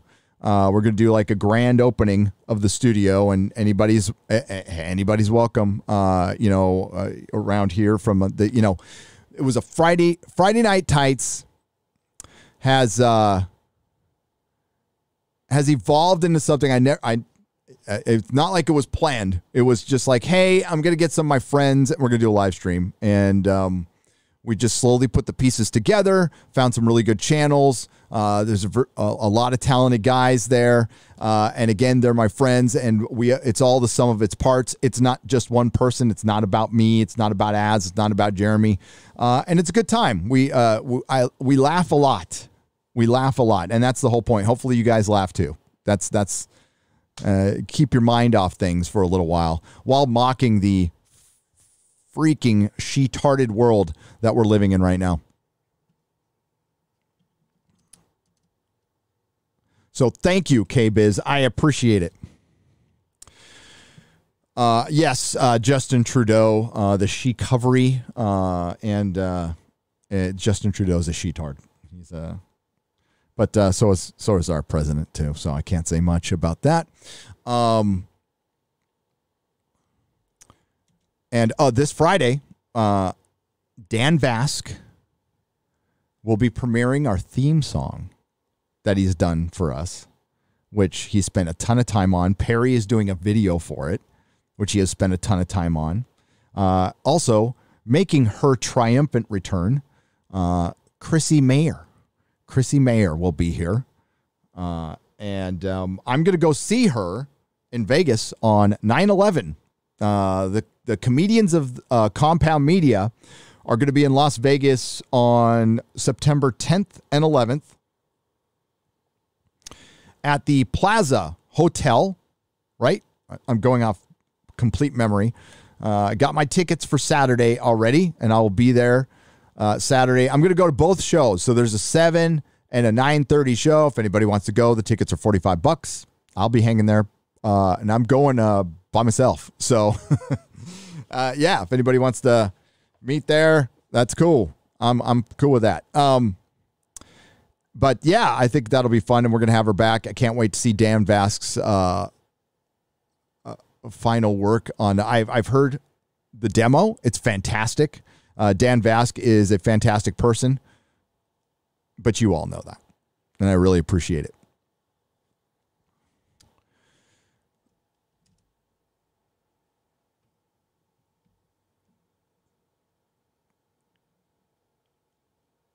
Give me a moment. I need to refresh the screen.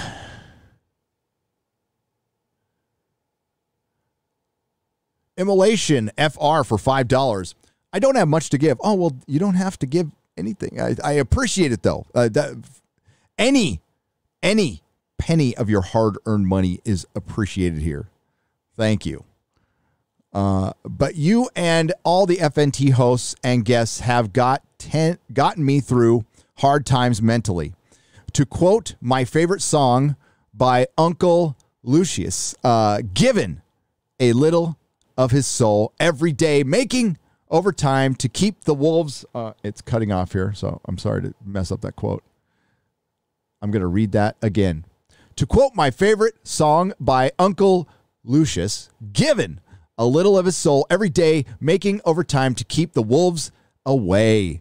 And yet it's never, and then it ends.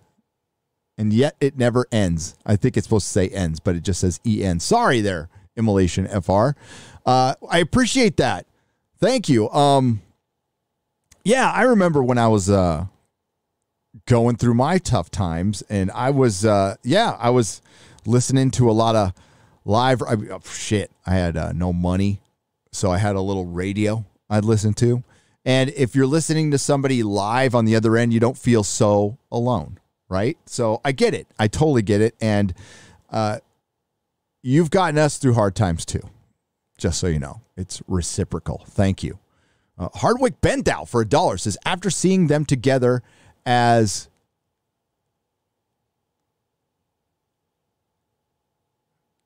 Fennec Shand and Boba Fett in The Mandalorian, it's hard to believe that Ming-Na Wen is only 2 years younger than Timur Morrison. She's 57 and he's 59. Yeah, she's older than me. She's 5 years older than me, and she looks great. She looks outstanding. Good genes.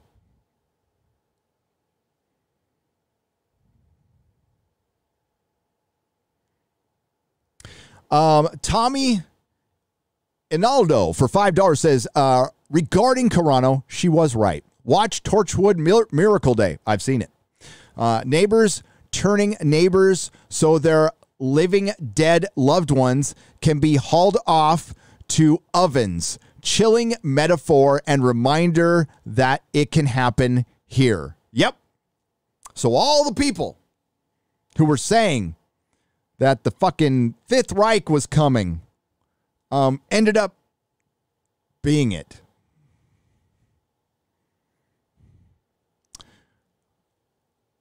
Not very surprised. Newsom is a gibbering douche canoe caught up in the raging rapids of his own ineptness. Glad you are fleeing California sooner than later. Wouldn't surprise me if that clown is trying to cook up a ban on leaving the state because of Koof. Jester of Roanoke for $1. I wouldn't be surprised. He thinks he's an emperor right now, and the only reason we're not fucking locked down is because of that recall. But believe me, the minute he is solidified in his position, it's coming down. Australia is our future. Gary, I can't believe the 20th anniversary of 9/11 is this year. It doesn't seem that long ago it happened, says Nicholas Horton for £5. No, it doesn't. My dad passed away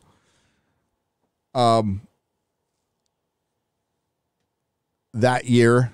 And it's 2 decades ago where the world changed.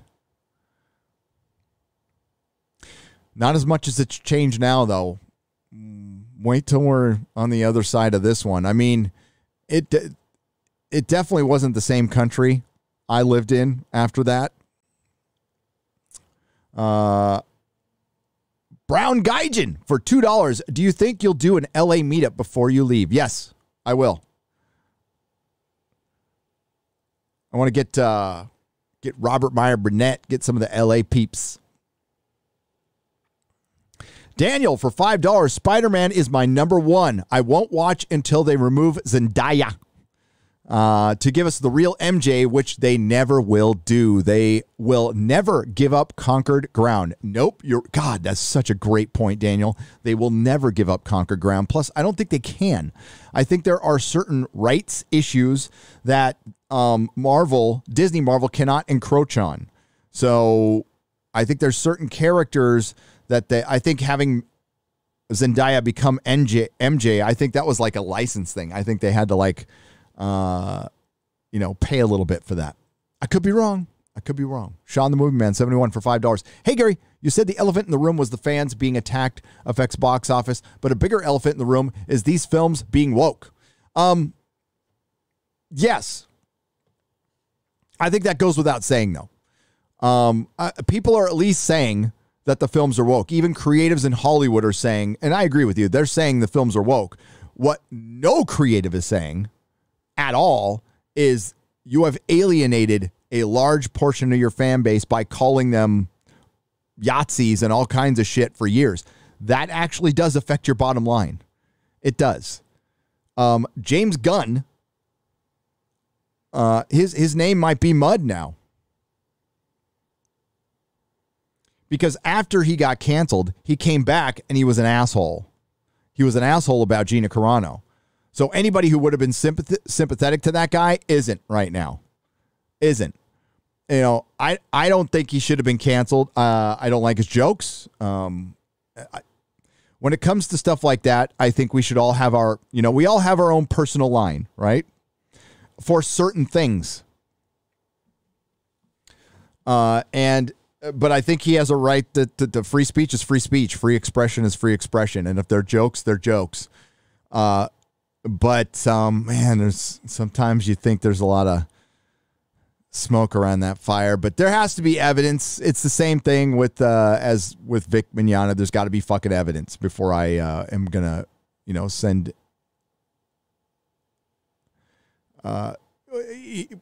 cancel anybody. There's got to be evidence, behavior over a long period of time, and I don't have the power to cancel anybody before I just say, nah, I'm done with that person. The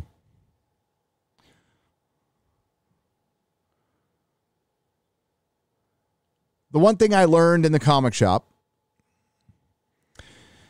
is there is the customer who you piss off and they will get mad and they will let you know. But the vast majority of people that you alienate will just quietly walk away. So that's what Hollywood is experiencing right now. That giant elephant in the room is alienating a bunch of their audience, their customers, their paying customers who just went goodbye. And didn't make it a big issue of it, didn't announce it, just said, I'm done. And that's what most people do.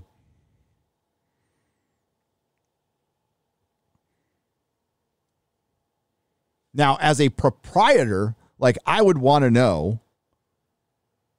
why people left. But it's on the proprietor to be aware of that stuff. And we are telling Disney and Marvel Comics and everybody else every day why people are leaving. They don't want to listen, though. And that's on them. I'm confident Tobey Maguire and Andrew Garfield are probably in the movie, but just imagine the rage if they aren't. Oh, yeah, Foot Surfer 1981. Yeah, that's the problem with allowing those rumors to fester and not saying anything. Now, Disney, Kevin Feige pretty much made it clear in an interview that I saw a clip of on Emergency Awesome. They are fully aware of all the rumors that go around. Disney, Marvel, DC, they're all aware and they like it because that's people talking about their product. So of course they're not gonna say one way or the other if a rumor is true or not. Why should they? We're talking about their product. But that can bite you in the ass sometimes. But it's still worth the risk. It's totally worth the risk. But yeah, that would be, I think they're in it. I'm pretty sure they're in it. Illmatics for $4.99. Hey, Gary, first off, thank you. Have you seen Genndy Tartakovsky's Primal? Instant classic. Tartakovsky's Primal. Yeah, I have. I've seen both seasons. Great. I freaking loved his Clone Wars. They were so good. And of course, Samurai Jack. But Primal is the shit. Primal is the shit. Highly recommend it. I do believe it's on Hulu. K-Biz, thank you once again for the $100 super chat. I appreciate it. Gino Lenzi for $5. I got the jab, and now I have been sick ever since. Been up to my eyeballs in hospital bills. Now they want us to get a booster shot? Count me out. /dead. Yeah, oh, well, I don't want that, Gino. Yeah, freedom of choice. Your body, your choice. Do what you like. If you guys want to get the jab, get the jab. By all means. If you don't, you don't. I promise you, my business will never be a business, if that ever happens, where it discriminates for that. Not happening.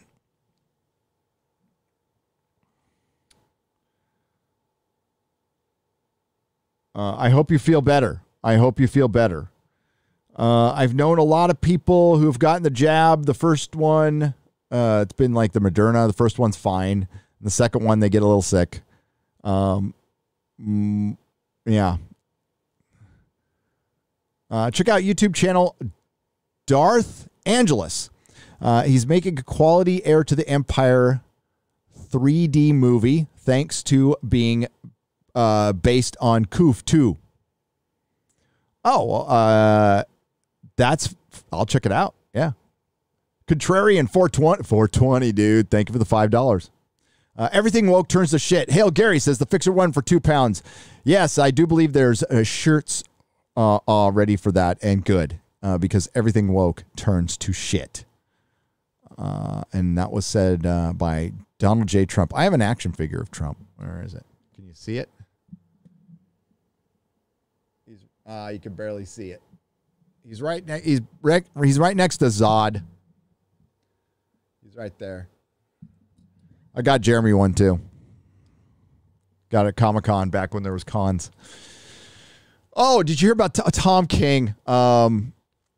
Just some guy posted, because I'm blocked by Tom King, and I imagine he is too. So he posted a screen grab of Tom King saying some guy dressed as Rorschach came up to sign his books and didn't have his mask on, so he ratted him out to the con and had him escorted out. And then people started going, did that really happen? And then all of a sudden, the story started changing in public, and the guy's got no fucking shame. For one, Tom King fantasizes about snitching on people. There's something really fucking wrong with this guy. He writes books about, he deconstructs the male character, has them crying, practically has them getting pegged in the comic books, and now he wants to snitch. It's like he wants to transition into a Karen. I'm not really fucking sure, but the guy's a piece of crap. He's an absolute piece of crap, and I know this because he snitched out a Feisty fan. If y'all remember Feisty fan back in the day, she used to do streams with me in Comics Division. She worked at a comic store. Don't know if she does. Haven't talked to her in a while. Long while. She knew that the Batman wedding wasn't going down, and she learned it through a Facebook group that she was part of through her comic shop. Well, Tom King pretended to be nice to her, found out that she knew this beforehand, ratted her out to DC. She was ejected from the group, almost got her fired. Tom King's the asshole who led up for 50 issues to Batman getting married and then him not getting married, getting left at the altar. And it was all a long fucking con to cuck Batman, authored by Tom King. And somebody got wind of it before it came out. And it pissed a lot of shops off. It cost shops thousands of dollars. And this was all a long deconstruction, deliberate deconstruction of Batman by Tom King. By the way, former CIA agent, which I don't think is cool. And yeah, I absolutely believe he worked for the CIA, being a little fucking snitch. Sorry. Not sorry. It's ingrained in me, man. It is absolutely fucking ingrained in me through, and it will never come out. It's been years. It's been 25 years since I've been in prison. But snitches end up in ditches, period. There's much better ways to work things out than to rat people out behind their back. It's the most dishonorable thing you can fucking do. And it also gets you killed in prison. Like, if you want to get killed quick, that's how you do it. So you're taught day one don't ever fucking snitch. Mind your fucking business and don't snitch.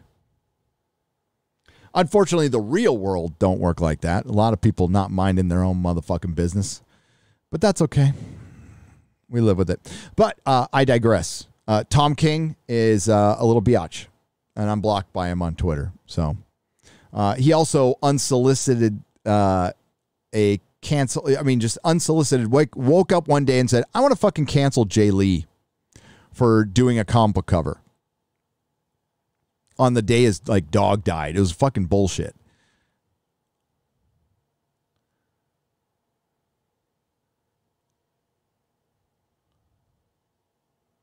It's going to be a long road ahead, fellowship. Hopefully, we will win the culture war and common sense will reign supreme over our society. The Grizzly for $5. I agree. As long as, there needs to be a lot more of us. We're constantly recruiting for more common sense. And that means more people on the platform. And that also means,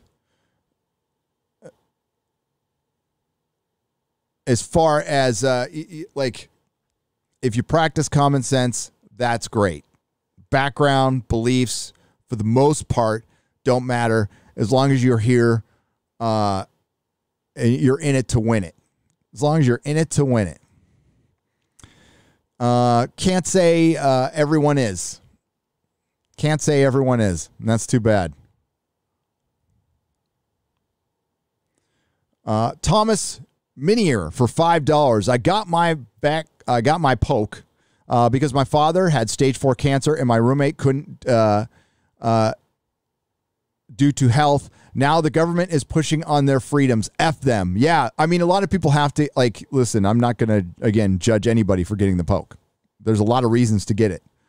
You want to visit your mother in a home, you got to get the poke.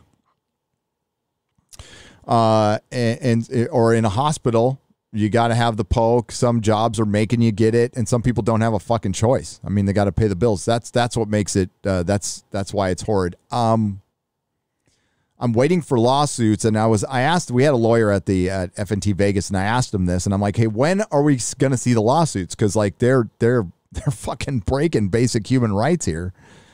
And the lawyer said, as soon as somebody gets affected by it, a class action lawsuit will happen. So I'm just waiting for that. But I don't know if she came up with the term, but I heard this term first from Carrie Smith, the great Carrie Smith. Jim COVID laws. We're seeing the Jim COVID laws coming. Got a manga right for you. It has sci-fi,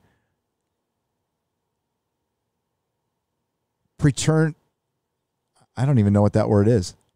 Hidden aliens, conspiracies, action, adventure, gore, TNA, drama, and tragedy. Check out Gantz. Is it Gantz or Gantz? It's Gantz. I will. Hey, a nice person.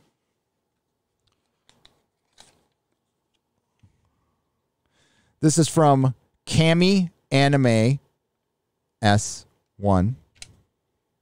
Thank you again. Cami, I don't know if you're male or female, so I'm just going to say they have been sending me One Punch. So thank you. I'm gonna read this backwards book. And I'm looking forward to it. So somebody sent me the One Punch. One Piece. I'm sorry, One Piece. My bad. I'm staring right at it. One Piece.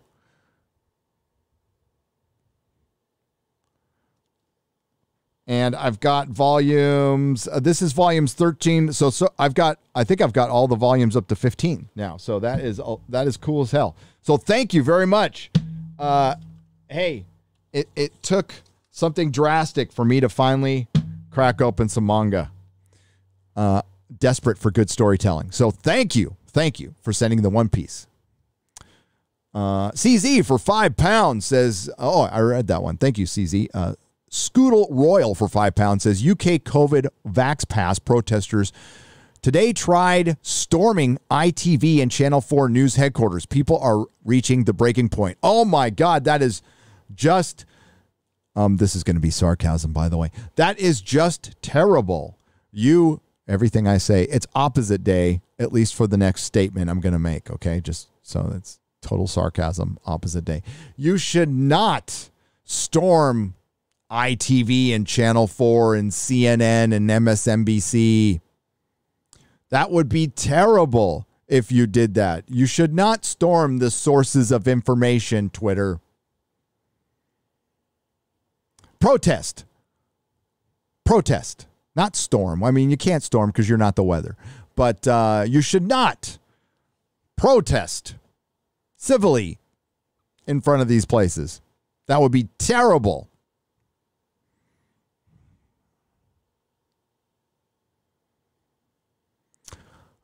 Um,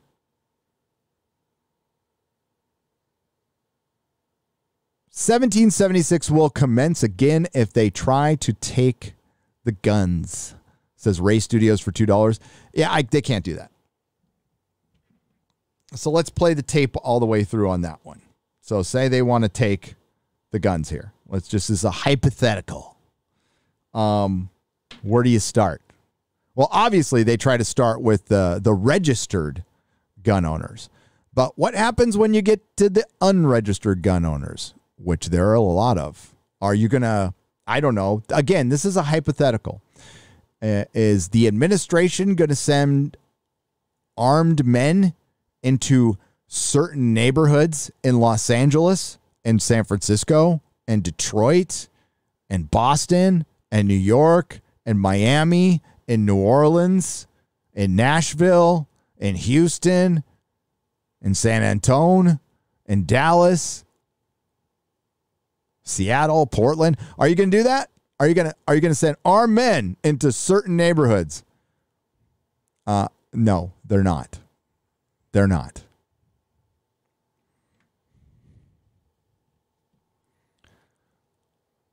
You want to talk about optics? Oof. Hutch and Perk for $10. This is Hutch.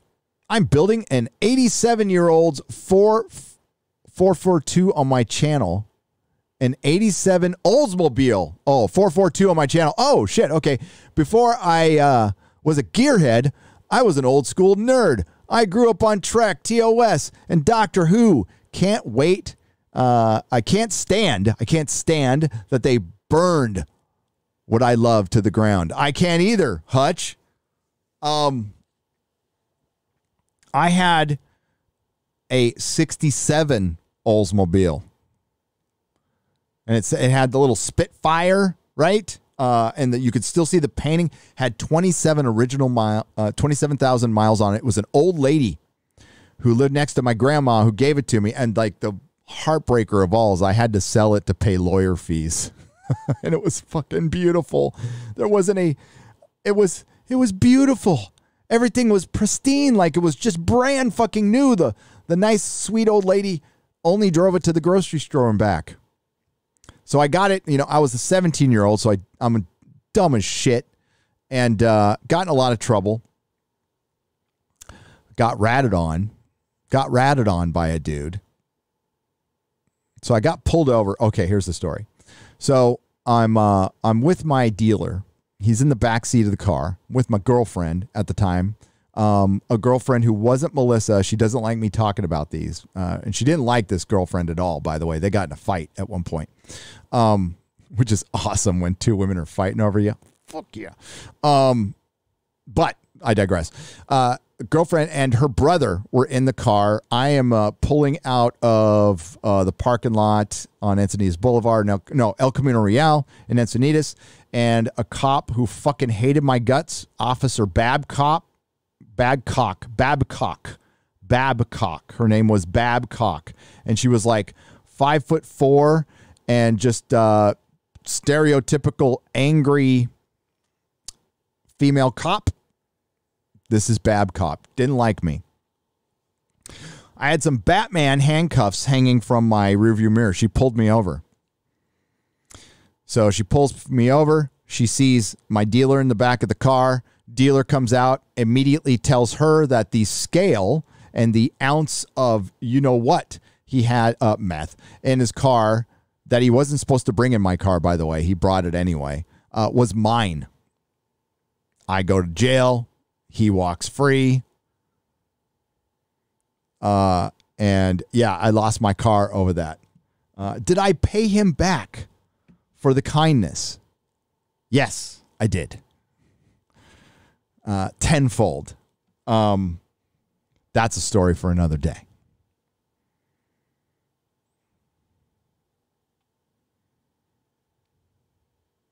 Do you think Sony holds Disney back from making Spider-Man too woke? I think so. I think Sony has all the power when it comes to that character, which is crazy. Absolutely crazy.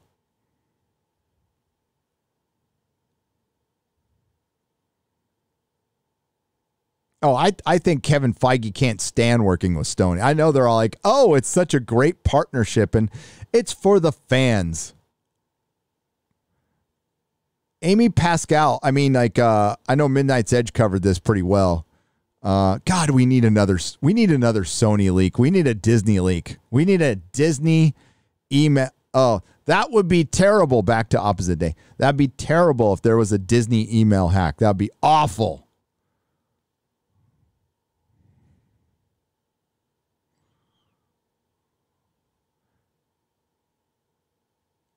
Gustavo Magia. Is that how I say it? Mahia. Sorry, Mahia for $4.99. Thank you, Gustavo. Yeah, I think I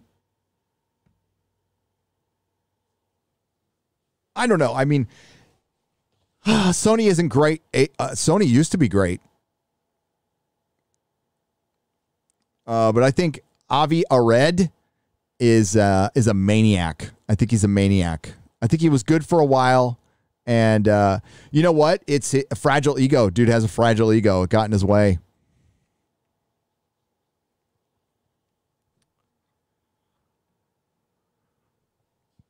Gary, if you could remove one storyline from Spider-Man comic history, which one? The Clone Saga or One More Day? Oh, One More Day. One More Day, without a question. I could live with the Clone Saga. The Clone Saga didn't, like, fundamentally screw anything up, really. It was just a mess.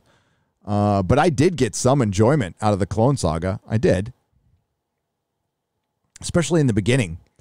No, One More Day, we were just waiting for it to be, flipped. And it wasn't when I left the store.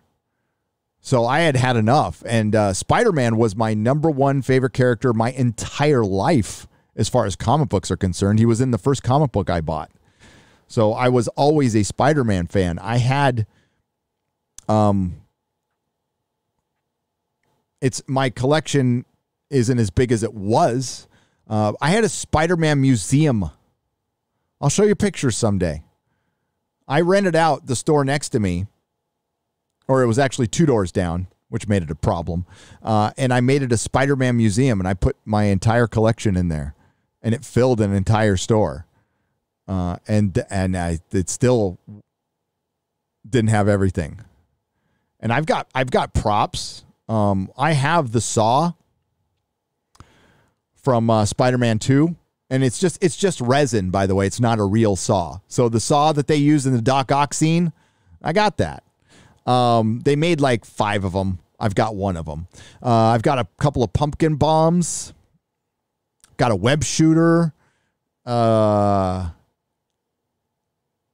bunch of Daily Bugles that were signed and stuff. Like, I got a bunch of Spider-Man stuff. I'm a huge Spider-Man fan. I got some rare Spider-Man shit. I got this game. But Spider-Man's not my number one guy anymore. With it's Superman and Daredevil, and part of it is because Dan Slott's writing was such shit for so long. And One More Day.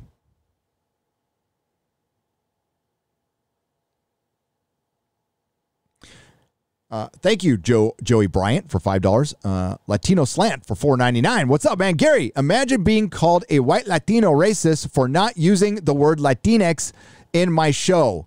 Clutch my pearls. Times we're living in. Time to push back. It is time to push back. It really is. And we have to. We have to.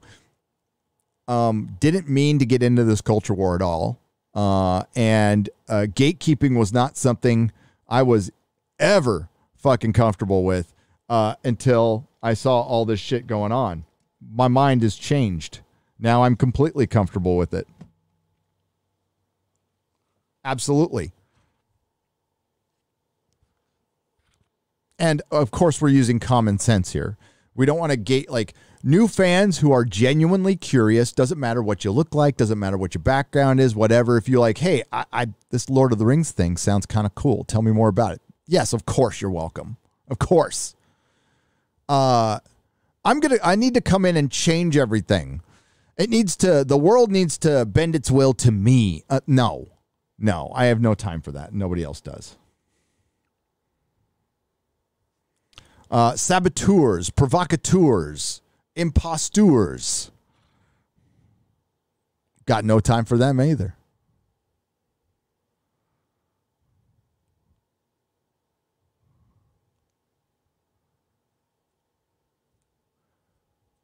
I love Star Trek, but I don't care for Picard or Discovery, says Commander Bracey for $10. I don't blame you because they're shit. You can still love Star Trek though. It depends on the franchise. Like, Az can't watch Doctor Who anymore. I don't blame him. Like, it's out of all the franchises, it's the most fucked. But maybe I'm in denial about it. But I can still go back and enjoy old Doctor Who. I watched half of the 2005 season 1 and enjoyed it just as much as I always enjoyed it. Christopher Eccleston, his performance in season 1 is the best performance by any actor of the Doctor, period. Now, I love David Tennant. I love Matt Smith. I love Tom Baker. I love all the Doctors except for the first female Doctor played by Jodie Whittaker, who we will lovingly call Dr. Karen, who I thought was a bad doctor, a bad doctor, and a worse ambassador for the show. Peter Capaldi he tried, did the best he could. Star Trek, but Picard, you know what makes Picard bad? Imagine if Mark Hamill had been down with the decisions made by Rian Johnson. Now, Mark Hamill's a tool, by the way. I think the guy's a complete tool. But he cares about the character Luke Skywalker. Now, not enough to say no to a contract, but he cares enough that he wasn't down with that stuff, and you could tell he was miserable. Sir Patrick Stewart came up with some of the ideas in Picard. Like, it was his idea to basically have Picard run the Federation Apology Tour. Jane Theory, thank you for the $5 donation. I appreciate you. Check out Jane Theory's channel. She's got a nice voice, and she's a nice person. She has good takes. She doesn't agree with me all the time, though, and that's okay. Sean, ATHF, for $10 says, thanks, Gary. It's nice to see someone stand up for America. I'm a vet, and I think these people have forgotten what makes us great. The idea of America, it's a story of moral principle. Yep. By the way, MMac7314, I will answer your question in just a second. Yeah, we're not in a good way right now. I feel bad for the vets because they've been basically sold out, but the vets have been sold out by this party before. They've been sold out by the other party as well. Vets have been sold out a lot, and that can't keep happening. Hey,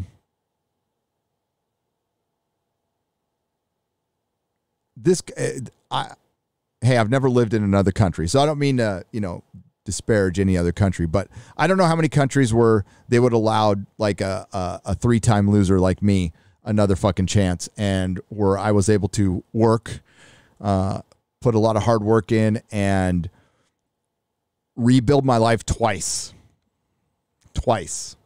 Like pick myself up off the ground, and I had some help. I had a support system through AA and NA. And of course, the second time around, I had Mrs. Nerdrotic, and I was able to pick the pieces up and make something again, just out of fucking sheer will, determination, hard work, and staying sober. I don't know how many countries I would be allowed to do that in.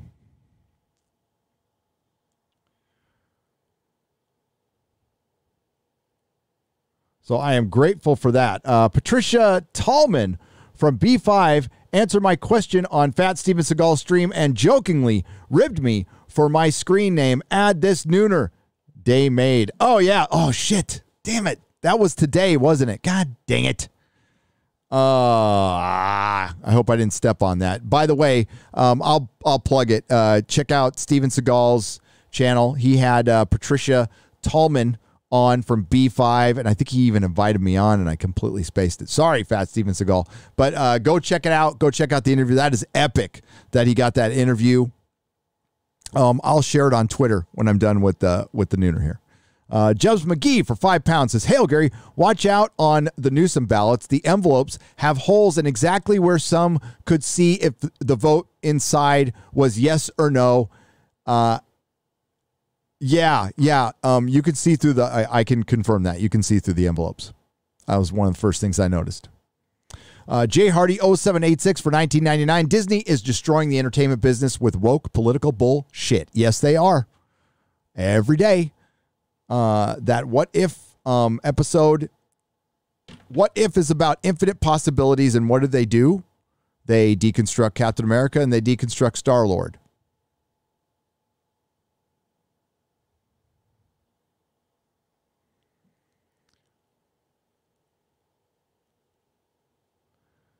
Chris for $5 says, "Oh man, don't let the politicians win. Fight back. This is what our founders wanted." Yes.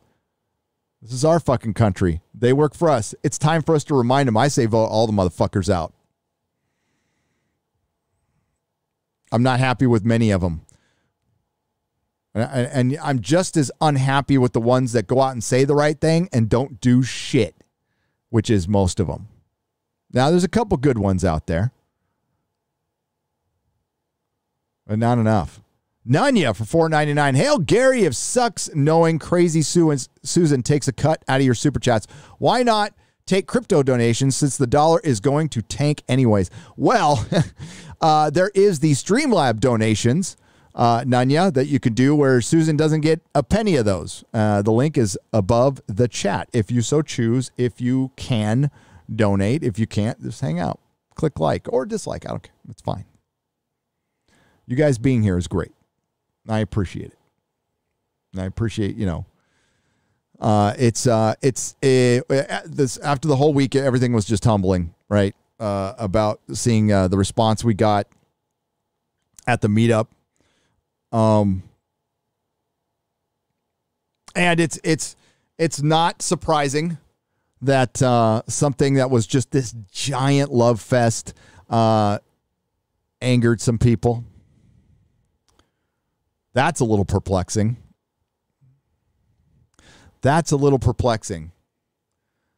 Something that was for all of our, all of the, I don't even know if I want to call you the fellowship of Friday Night Tights. Anybody and any channel involved, it was our thank you. It was our thank you to everyone who supported that show.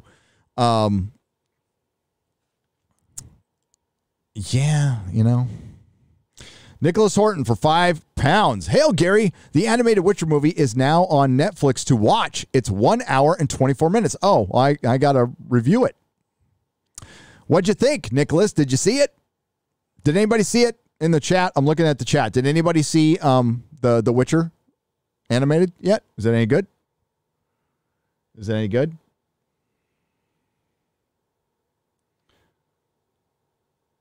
See, the trouble, forgive me, longtime subscribers to my channel. You know what I'm going to say. any hashtag, there's problems that come with hashtags, associations, even like somebody who is a friend of mine, like if Az says something, I'm not responsible for what Az says. Az is not responsible for anything I say. And what the trouble is are enemies. And yes, we have enemies. How weird is that? How fucking weird is that? I review fucking television, dude. It's so childish. But we do. We do. You know, those are the usual suspects. There's the Uber Eats driver. Yeah, and you just, you know, it's being stuck in life, you know? You don't want to be stuck in life. You never want anybody to slow your roll. Life is too short to let that happen. Life is way too short to let that happen. So when it comes to the hashtag The Fandom Menace that I've used on videos back when, it was mainly when I did Star Wars stuff, but, you know, used it, had it in my Twitter bio for a while. I've always said it was a hashtag. That's all it ever was. There was no dues. There was no fees. It's not something you can be canceled from. It's not anything you can join or leave. It has no established leaders. And if it did, if it became an organization, I'd be out. I'd be out. It's just a hashtag that anybody could type whenever they want. And I have absolutely no control over that. And that's how it pretty much remained, as opposed to the other hashtags. But they all have their time, right? They all have their time. Don't know if this one's had time or not. Can't really say. But it's just a hashtag. Just like Gina Carano was right. Just like we love Gina Carano. Just like respect the lore. Just like FNT Vegas. FNT Vegas was a hashtag we used for the event because it was a Friday Night Tights event. And that's why we used FNT Vegas. It's now not applicable because we're not in Vegas anymore. So they come and go. Principles should not. Respect the lore. Respect our modern mythology. But there's a lot of things I can't control, and there are things I can. Punisher Season 2 was paint the Christians as murderous bigots. So I just assumed it was a step one of wokey joke Marvel. Yeah, I'll tell you the truth, dipped out about 2/3 of the way through. It was such shit. It was such shit. And I'm like, how the fuck? But yeah, like Daredevil Season 3. I know a lot of people like it. I'm not the biggest fan of it. I think it's okay. I think it's okay. I don't rewatch it that much. I watch Daredevil Season 1 and 2 like regularly. Max Redstone, what's up for $2? Says, what if I just don't watch? Vegas was epic. Yes, it was, Max. Thank you for being there. It was great meeting you, dude. So many people we got to meet. So many names were associated with the faces, smiling fucking faces. People that I see, I saw their names in the chat. And then the lurkers came. That was great to meet some of the lurkers. Like, hey, I don't say anything in the chat, but, big fan of the show, big fan of this, and, big, supporter of Geeks and Gamers, and Az, and Ryan, Comics, and Odin, and Tom. And yeah, it sucked that, Tom and Odin weren't there. Hopefully they'll be at the next one. I suppose we could adjust the time now that the Star Trek convention is no more. So we'll have to see about that. Thank you for avoiding the cuties service. Happy belated birthday, sir. I would never guess that you are 50 plus, says Lance Johnson for €10. Thank you. Yes, I am 52. I am 52. Not too old to not keep learning, though. That's for sure. Joseph Finley for $4.99. Gary, thoughts on Morbius? One of my absolute faves. Hope they don't F it up. I thought the movie looked interesting, to be honest with you. I was actually intrigued by it. And I love Morbius too. I love him as a character. Spider-Man 101. Amazing Spider-Man 101. Spidey is pure gold, says Fragga Boom for $1.99. It is for the longest time, the best, most consistent comic book. Spectacular Spider-Man was actually Spectacular Spider-Man for a time in the early 80s was better than Amazing Spider-Man. Had a lot of the Black Cat, Cloak and Dagger stuff, which was cool as hell. Best part about Black Cat is she liked Spider-Man and didn't want to know who Peter was. Didn't care. Fragga Boom. Justin P. for $5. Spider-Man merch outsells Avengers, Justice League, and X-Men merch combined. Yep. Consistently. Like always. It's never had a problem selling. It is a fucking gold mine. All the time.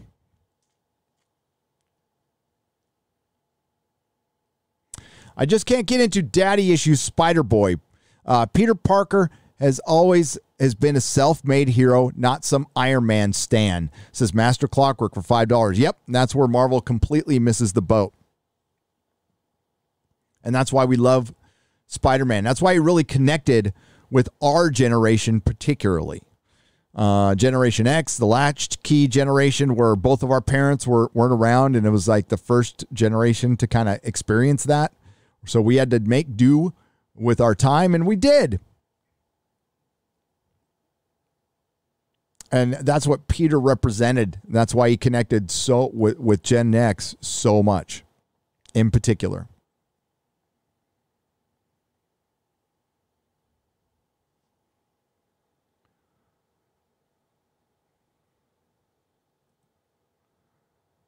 Man of War 665, the neighbor of the beast, says, speaking of New Orleans, mayor has issued executive order for mandatory vax of city employees by August 30th. After 30 years of employment, looks like my semi-retirement will become permanent this week. They will have to dismiss me through my middle finger. Yeah. Oh, yeah. Oh, yeah. Dude. Man of War is awesome, by the way. Met Man of War at Vegas. So many of you showed up. It was great. Screw the D's and the R's. The only thing the government knows is force, says Nazim W. for $20. I agree. I agree. I am over both. I mean, like Larry Elder's a Republican, but he's like not a career politician, and he sounds like at least he owned a business. So I'm for that. I'm okay with that.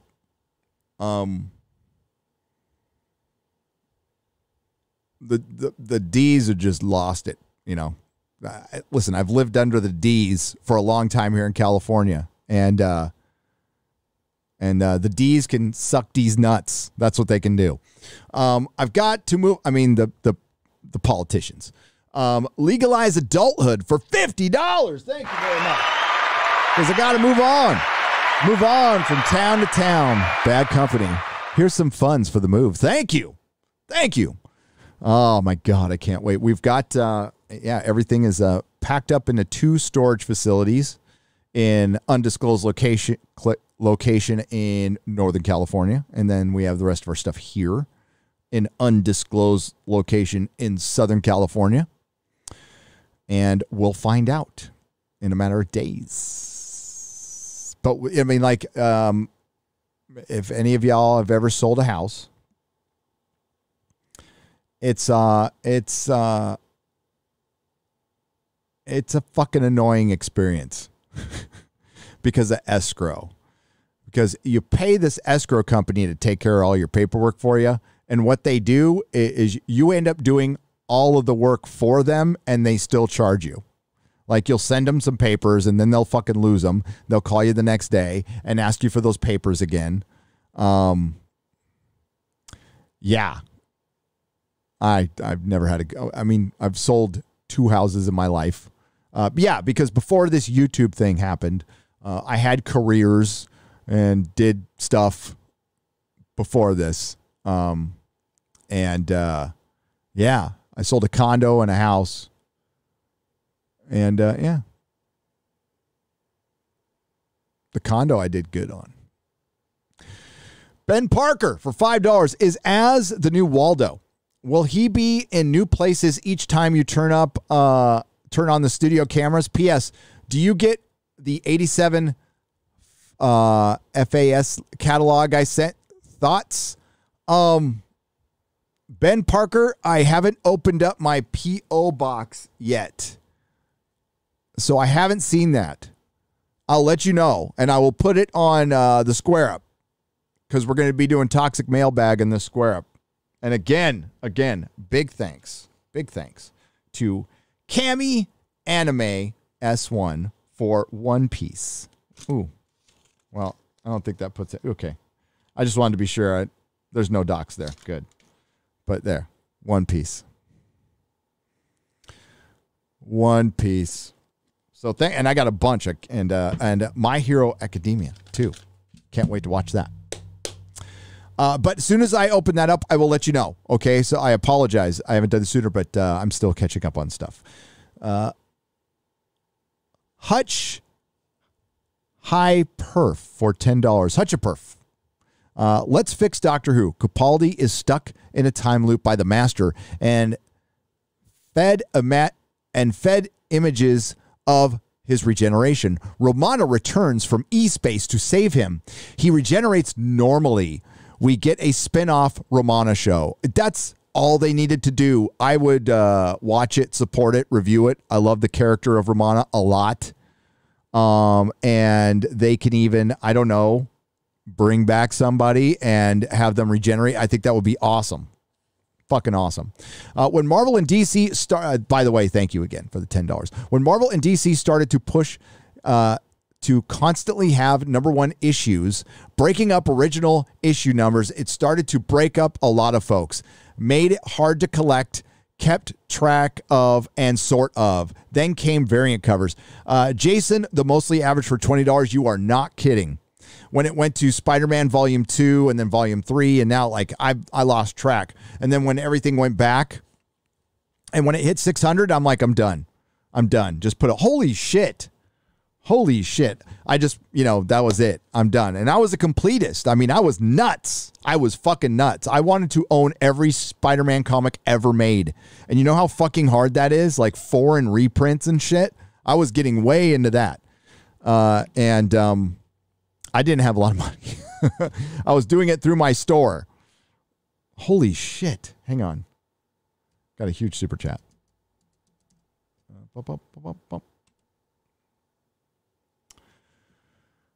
George Molo. George. I'm going to call you after the show, by the way. George says humanity needs contact, community, sight, sound, touch. Humans need fellowship, especially while dogs are killed and children are pepper sprayed with their smiles locked behind masks while the sheep baa. Trumpet hope, fight fear, reclaim freedom, live your best life, unite the fellowship. Hail Nerdrotic, hail George Molo. Fucking George is awesome. That is beautiful. That should be our mission statement. If I'm gonna have a mission statement here at Nerdrotic, George, Jesus, $299.99. George, thank you. George was a huge part of Vegas. And again, I got to thank him every show. John Bartolo, thank you for letting us use your studios for Friday Night Tights. I'm forever grateful. And actually learned a lot. Learned a new system, which was actually good. And Eric K for shuttling everybody around, making sure people got to their hotel room safe, and just being a mensch, Eric K. Jeremy from Geeks and Gamers, and the entire crew. Really a brilliant. We had, X-Ray Girl print up, the As, which is right there. She did that unsolicited. We had the posters, we had all of our stuff that we gave away. And that's an important distinction that I want everybody to know is like, I am not, when these meetups happen, I ain't charging. I ain't charging if for just to see me. That would yuck. Now I know there's other people who charge, but they offer like a service, right? So I don't mean to judge them. Like I know there's some World of Warcraft guy who does a show or something like that. I mean, yeah, that's like to each his own. Okay, so I'm not going to judge, but for the first party that a lot of people have had, including myself, for a long fucking time. It was about just you guys meeting each other, and us meeting you, and it was a beautiful thing. Yeah, people want to shit on beautiful things. They do all the fucking time. That's just part of life. I think the most you can do is pity them, or the best you can do is pity them. Thank you, George. Thank you. Love you, man. If Doctor Who is corrected, would you like to see more classic villains return? I like to see the Toymaker, the War Chief, and the Ronnie. Yes, the Ronnie for sure. I can't believe they haven't brought back the Ronnie. And the Valiard make a return, says Chris for $10. Yes, all of the above. All of the above, Chris. But not... Listen, this is how fucking dumb the BBC is. J. Michael Straczynski said, I want to run your show. And they're like, well, we have to go through a process first before we contact you, and we'll probably say no. Well, then, you know what? There's your answer, ladies and gentlemen. There's your answer. The BBC is fucking she-tarded, and they're not going to hire Michael J. Straczynski. When you have one of the best showrunners alive offering to run your show, and you don't say yes immediately, I don't give a fuck who you offend. I personally don't give a shit. This is how does Robert Meyer Burnett put it? This is show business, not show frenzies. I don't think he puts it that way, but I do. This is show business, but it's not a business to the BBC. It's propaganda. It's propaganda.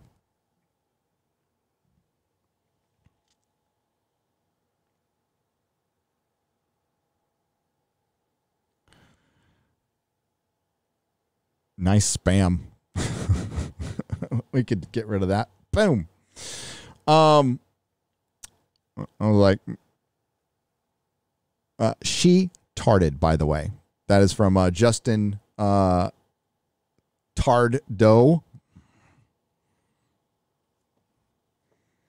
Or Fidel Castro Jr., however you want to call him.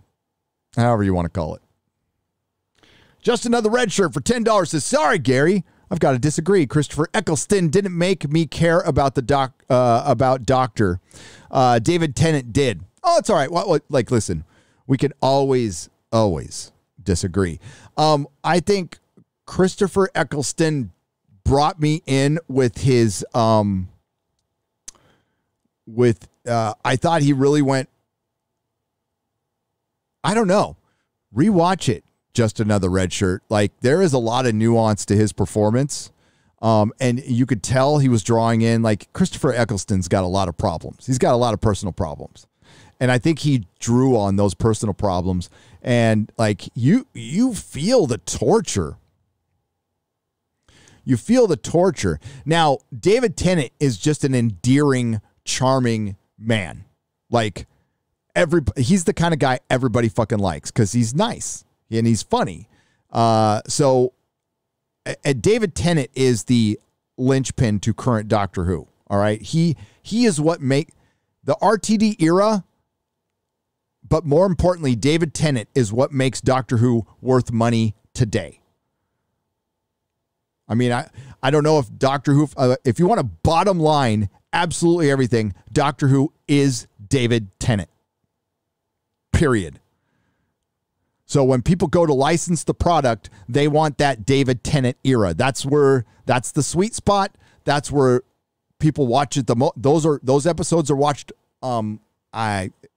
This is just what I heard, but like 100 times more than anything else. Not 5 times more, not 10 times more, 100 times more than anything else. Than Matt Smith. The Christopher Eccleston ones are watched quite a bit as well, but the David Tennant ones are through the roof. It's the entire value of the license is the David Tennant era. That's what I'm saying. And that comes from my guy. He just says, period, end of story. As far as toy sales are concerned, classic, it's just the hardcore fans left right now. So the only people buying toys are the hardcore, I mean, people like me are the only people buying toys right now. So that's why they're making them for just hardcore Doctor Who fans. Guys like Ian. If you know Ian on Twitter, I follow him. His collection is probably maybe bigger than mine. Mine's pretty fucking big. But I think Ian's might be bigger than mine. But mine is people can isolate that. I'm talking about my Doctor Who fucking collection. I don't go on the internet and talk about my my dick size. That's Jeremy's territory. That's fine. My Doctor Who collection is pretty massive. You will see it someday.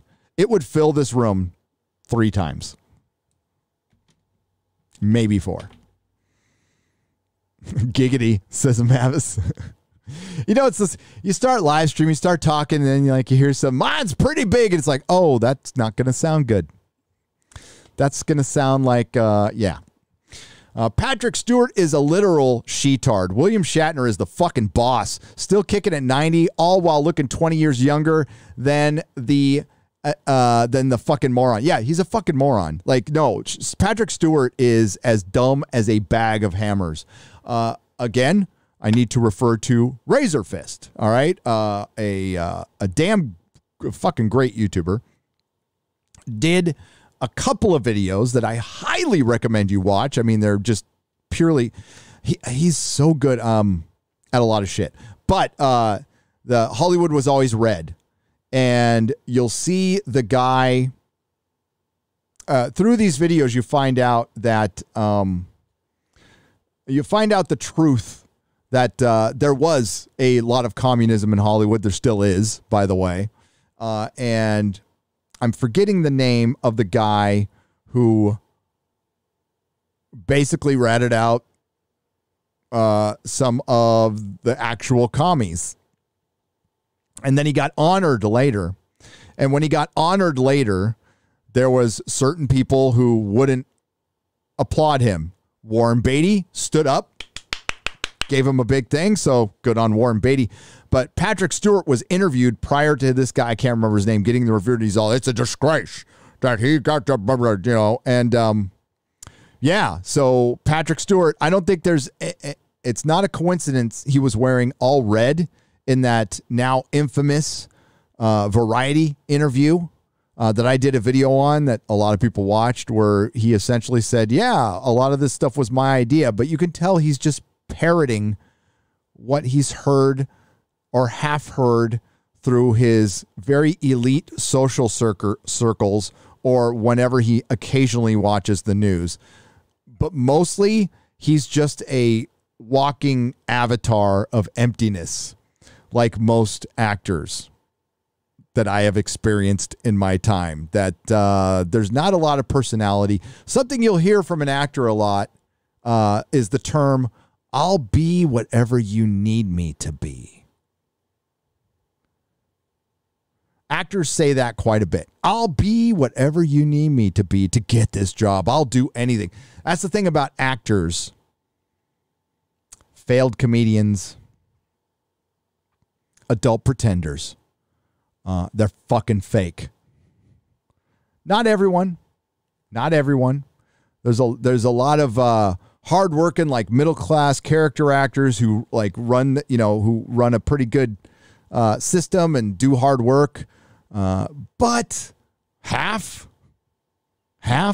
and they'll be whatever these corporations need them to be. Joe Rogan talked about this. So if they need to be little NPCs and they pass on their the downloaded information, that's what they'll do. Do they believe it or not? I don't know if they're smart enough to believe anything. That's up to the individual. Patrick Stewart is not the sharpest tool in the shed.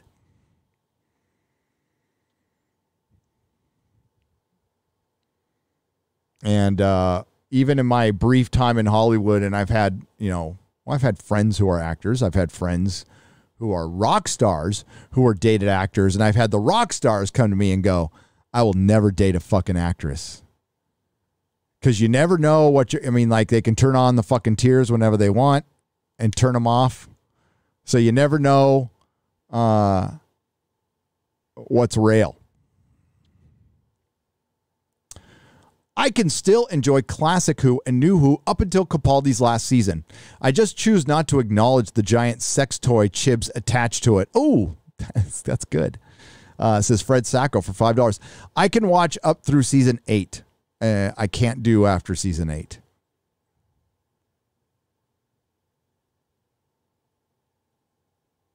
Gary, they just banned Russian ammo in the United States, making up 1/3 of all the ammo sold in the U.S. Guns are useless without it. Yeah, well, we just got to make our own, right? Yeah, that's bad. That's bad. That's bad. No, they're going after it. I'm not denying, like, John, I didn't want to make it like sound like they're not going to try. Like, and we should be complacent.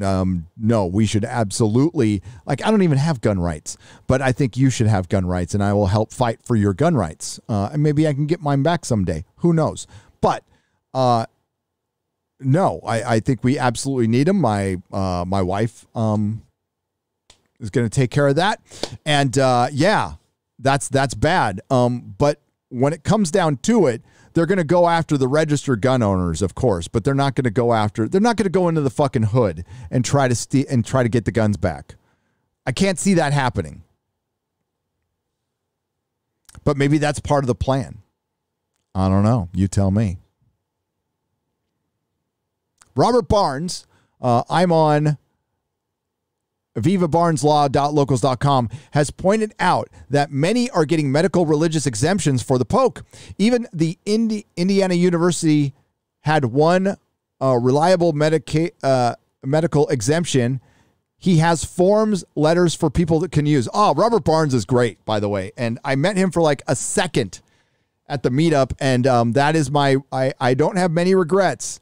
I want to publicly apologize to Robert Barnes. I meant to go up and talk to him and sit down and talk to him. I want to get him on my show. I want to get him on Friday Night Tights.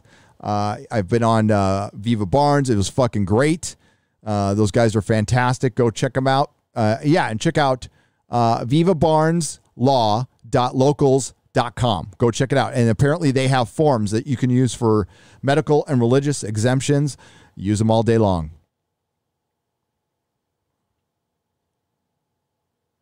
I've always preferred DC comics, but my first comics were my dad's SpiderMan comics. So SpiderMan always had a special place to me as well.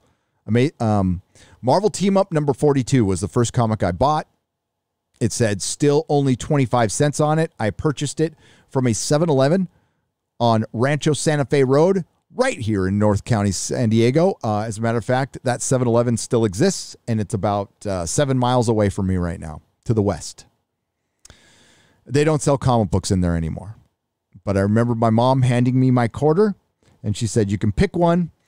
And I saw this bright red and blue guy that I remember seeing from a show called The Electric Company on the comic book. And then I saw this green and yellow guy, and it was the Vision. And they were in the 1500s fighting a pilgrim. I wish I still had like the copy I bought, which I don't. I wish I did.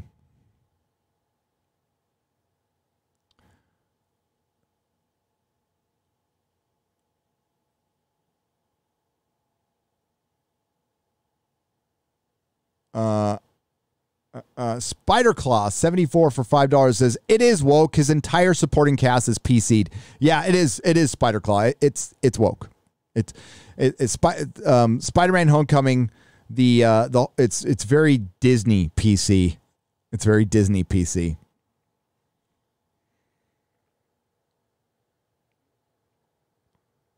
So you are correct, Spider-Claw 74. Oh, I am no fan of Homecoming and Far From Home. Not at all. They are some of the worst of the worst for Marvel for me.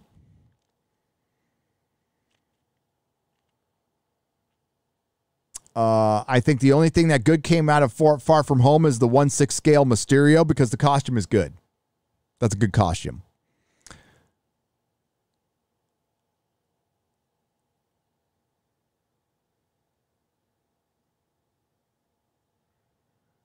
Pirate Queen says for $4.99, did you know that David Dasmalchian, I don't know if I'm saying that name right, is a recovering addict? There is a great video of him talking about his experience and recovery. I don't know who that is.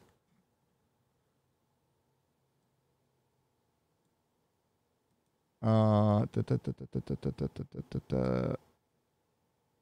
to go check it out right now. Maybe if I put the name to the face.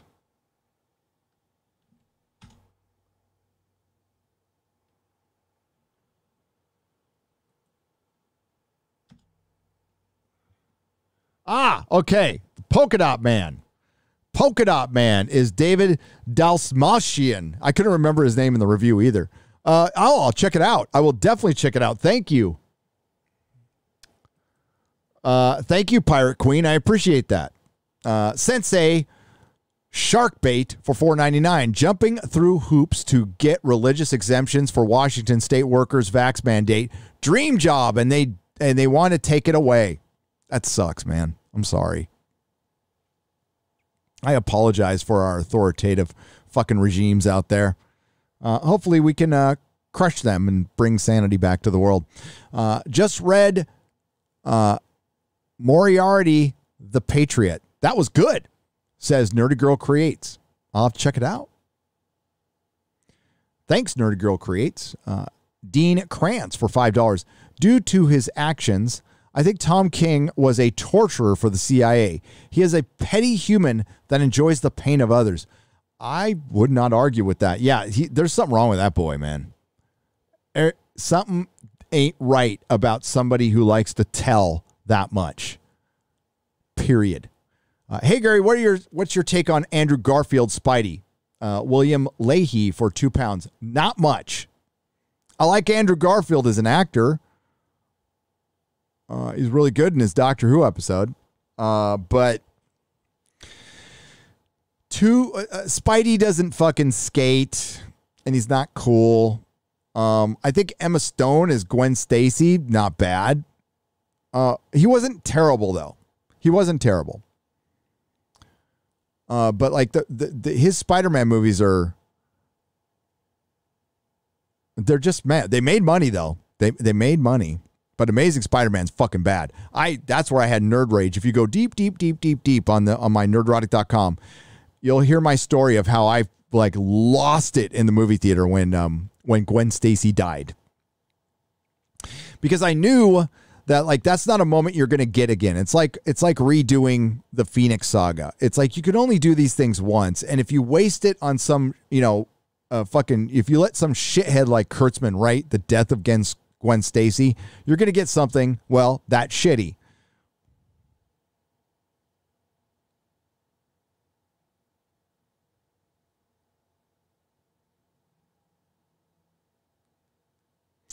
Ron K for $5 says, RMB bent the knee 4 days ago. He only gets credit for talking to people with common sense, but in my humble opinion, he has none. Yeah, he's open to, I don't agree with a lot of Robert says. Robert, first and foremost, is a creative. It's just surprising he's a creative that's open to talk to us. But creatives are not customers, okay? Creatives are not customers. They do not relate to us. They are perplexed at how much we care about stuff. Creatives, in a lot of sense, are like normies. I mean, they could be very talented at something they don't give a fuck about. Like, I can go draw fucking SpiderMan or whatever, but I'm not going to read any of these things. I don't regularly read any of these things. And you see it a lot. You see it a lot.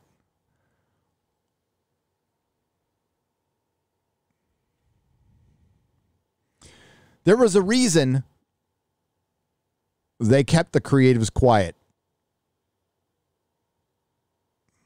Artists, for the most part, are not very good salesmen and women. There are exceptions to everything. Hi, Gary. What are your thoughts on Apple's adaptation of Asimov's Foundation? The usual tropes were present in the trailer. One to avoid, I fear. I agree. Building Better Worlds for £5. I'm going to check it out, but it looks like that they're going to twist it and make it into some fucking feminist propaganda. Fuck if I know. And I know, like, I haven't read Foundation, but everybody said, like, there's no way they could do that. And I'm like, I hope I'm wrong, but I think there's a way. There's always a way for them to make shit more woke. You shouldn't have the freedom to spread a deadly disease to other people. Women have the choice to get an abortion because it only affects her and the husband. Devin McGregor, I shouldn't have the freedom to spread a deadly disease. Bullshit. Thanks for the $5. Bullshit. I have the freedom to walk out my fucking door and do whatever the fuck I want. Now, as a responsible human being, if I feel like I have come down with a deadly disease, I wouldn't go out and fucking spread it. But are we talking about a deadly disease or a disease that can... There's a difference between a deadly disease and a disease that does kill, because a lot of diseases kill. A lot. Then you shouldn't have the freedom to get in your car, which they want to take away as well. And there are people out there who might disagree with you, Devin. There might be another thing involved with the abortion. I'm not going to have that debate here, but there might be someone else involved who might not have a choice of what happens. But that's, again, an argument for another day. Oh, so Devin, should we just all stay at home then? How are we going to eat? How is society going to function? How long should we stay at home? If I should not have the freedom, who decides whether I'm spreading something or not? The government? Eric July has already exposed we have faulty testing everywhere, according to my male physician sponsor. The test I took was only 50-50, and he said it's by the way, this is an opinion. This is an opinion, Mama Susan. He said 50-50 is 100% useless.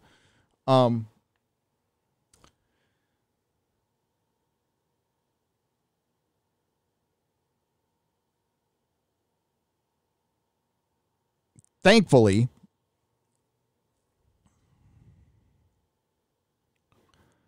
and I'd also tell you that you can lock everybody down. It's still spreading. That ain't gonna stop it.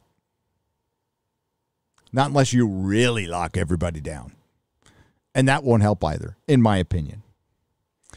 Ron K., my uninformed, ignorant opinion. Governor Murphy just announced all teachers in New Jersey must be poked. I am one of many who is fighting this. I may lose my job, but this is a battle we must fight, and we will win. Leo Zakari, I'm sorry if you're going to lose your job, but you're right. It's a battle. We got to fight. We got to win. And there are people out there who are saying, like Devin here, that you shouldn't have the freedom to spread a deadly disease, and they don't really believe that. They're just saying it so they can gain power and control. I'm saying there's people who are full of shit out there, who are disingenuous, who would tell you things, but their actions show you different things. And these are the things we need to pay attention to.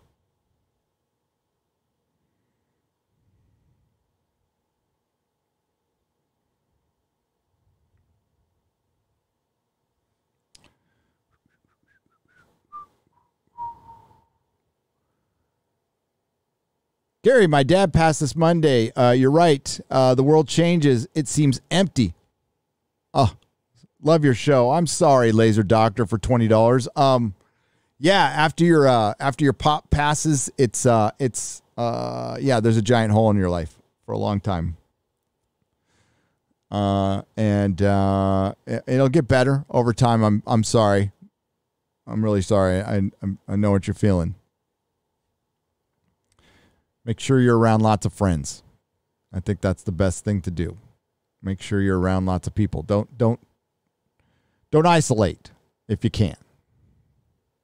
Hi, Gary. Wife and I had our first UFO sighting on last Thursday. They were doing some weird stuff. Blew my mind. Any exozone soon? Yes. Bad bill for $5. I'd say in the next couple of weeks. Bobby Brimstone for $10. I know you mentioned Spider-Man 2 was the number 2 best superhero film in your opinion. What is number 1? Superman, the movie. Donner, all the way. That is the template with the greatest casting of a superhero ever. Christopher Reeve as Superman. Bill Sotheby for $20. Of course, Newsom would try to stop people from leaving. He's already tried to make, you're right. He's already tried to make people pay taxes for 10 years if they moved out of the state because of all businesses and people were leaving the state is losing money. Yes. Now he did cap it at like super uber rich, but he's going to put that down. And yeah, you know what I would do if they tried to do that to me? Not pay it. Fuck that. What's up, Gary Hale? Says Nerdy Girl Creates for $1.99. What is up? What is up with you? Do you think you'll do an LA? I read that one. Gary, I can't believe it's. Oh, I read that one too. So we're all caught up on that one. Let's go to the donation side. $25 from fan from the early days. Keep up the truth and content. Love the show. Says Damage Done for $25. Thank you. I appreciate it. Thanks for hanging around. Appreciate it. Tracy Wilborn for $5. Which is dumber, a bag of hammers or a box of rocks? Okay. No, sorry. I'm dumber. But Tracy Wilborn for $5 says, which is dumber? A bag of hammers. B, a box of rocks. C, Patrick Stewart. Patrick Stewart. Hardwick Benthau for $1 says, in my headcanon, the Husbands of River Song is the Doctor Who series finale. Also, Missy is not a regeneration. She's the John Sim Master's consciousness in a stolen body. The personality differences are from all that estrogen messing with his mind. I like that headcanon, Hardwick. I think that's rather good. And I like the Husbands of River Song. I think that's a good... It's great. It's fucking great. It's a little silly, but the fact that you see that what the Doctor does for River Song is pretty cool. Pretty cool. For me, season 2 of Daredevil was a letdown. Oh, I disagree. The Punisher parts were great, but the Elektra parts were terrible. I disagree. Both because of the writing and the Elodie Jung's performance, and the flashbacks were a tiny young Elektra beat up a full-grown man was cringe. Kind of happened in the comics, dude. So, yeah, I don't know. I watch it all the time. I think it's very superhero-y. That's what I liked about it. Speaking of, I read that one. But thank you, Hardwick Benthau, for the $1. I appreciate it. Thank you, Tracy Wilborn.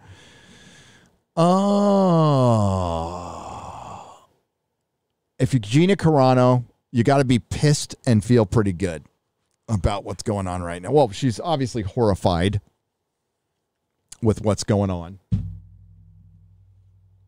with what's going on. I gotta make this short because, well, for one, we're going to be back with the Real BBC tomorrow, 10 a.m. with Mahler and Az. As far as I know, it's Mahler just guesting when he wants. I'm not going to commit him to the show. And it is comic book show, and I'll show you some of the comics. We're going to be bagging and boarding.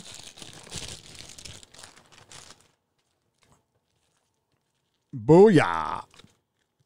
You know that line that Ray Fisher didn't want to fucking say? Booyah. You don't need to see my inventory. But yeah. Suicide Squad, baby. Full run. Full run of, and like these aren't expensive. You can get these pretty cheap. And these are fantastic books. These are fantastic books. Like, yo.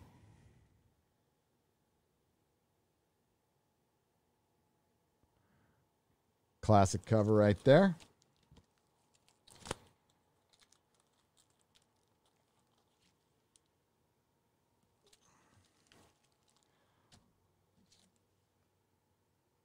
There's Amanda Waller telling off the Batman.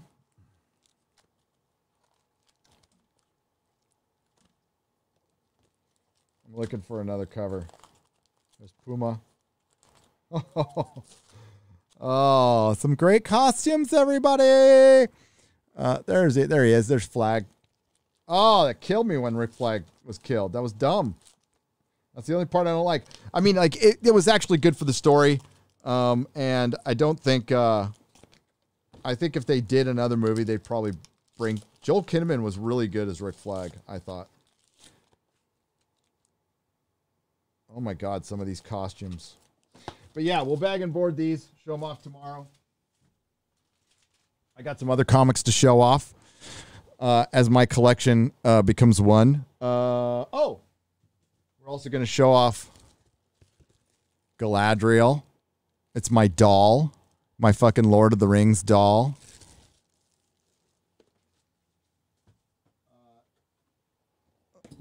Somebody sent me a Galactus. I don't know if this works.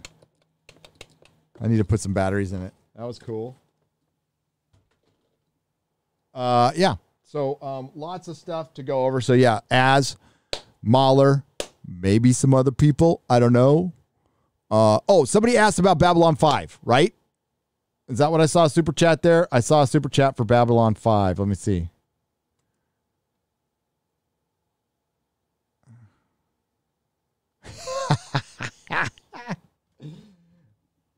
My girlfriend decides who's spreading, says AJ Birch for $25, and he deserves it.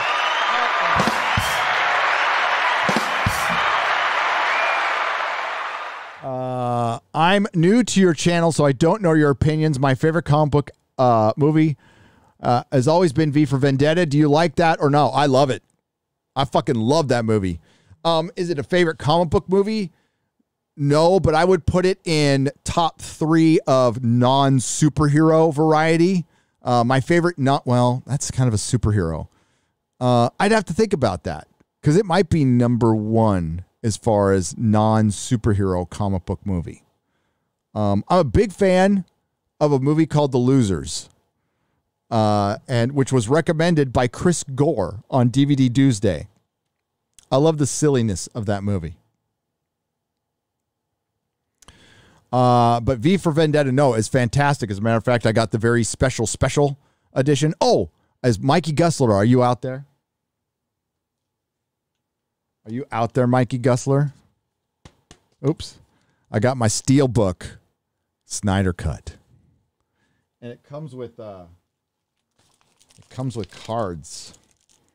Comes with cards. So I got my Steelbook Snyder Cut. Mikey Gusler. And then we got this. Gary, did you ever watch Malcolm in the Middle? If so, was your favorite episode? Just genuinely curious. Jesus Davila for $10. No, I didn't. I am not the biggest sitcom fan in the world. I would say the last sitcom that I watched regularly was Scrubs.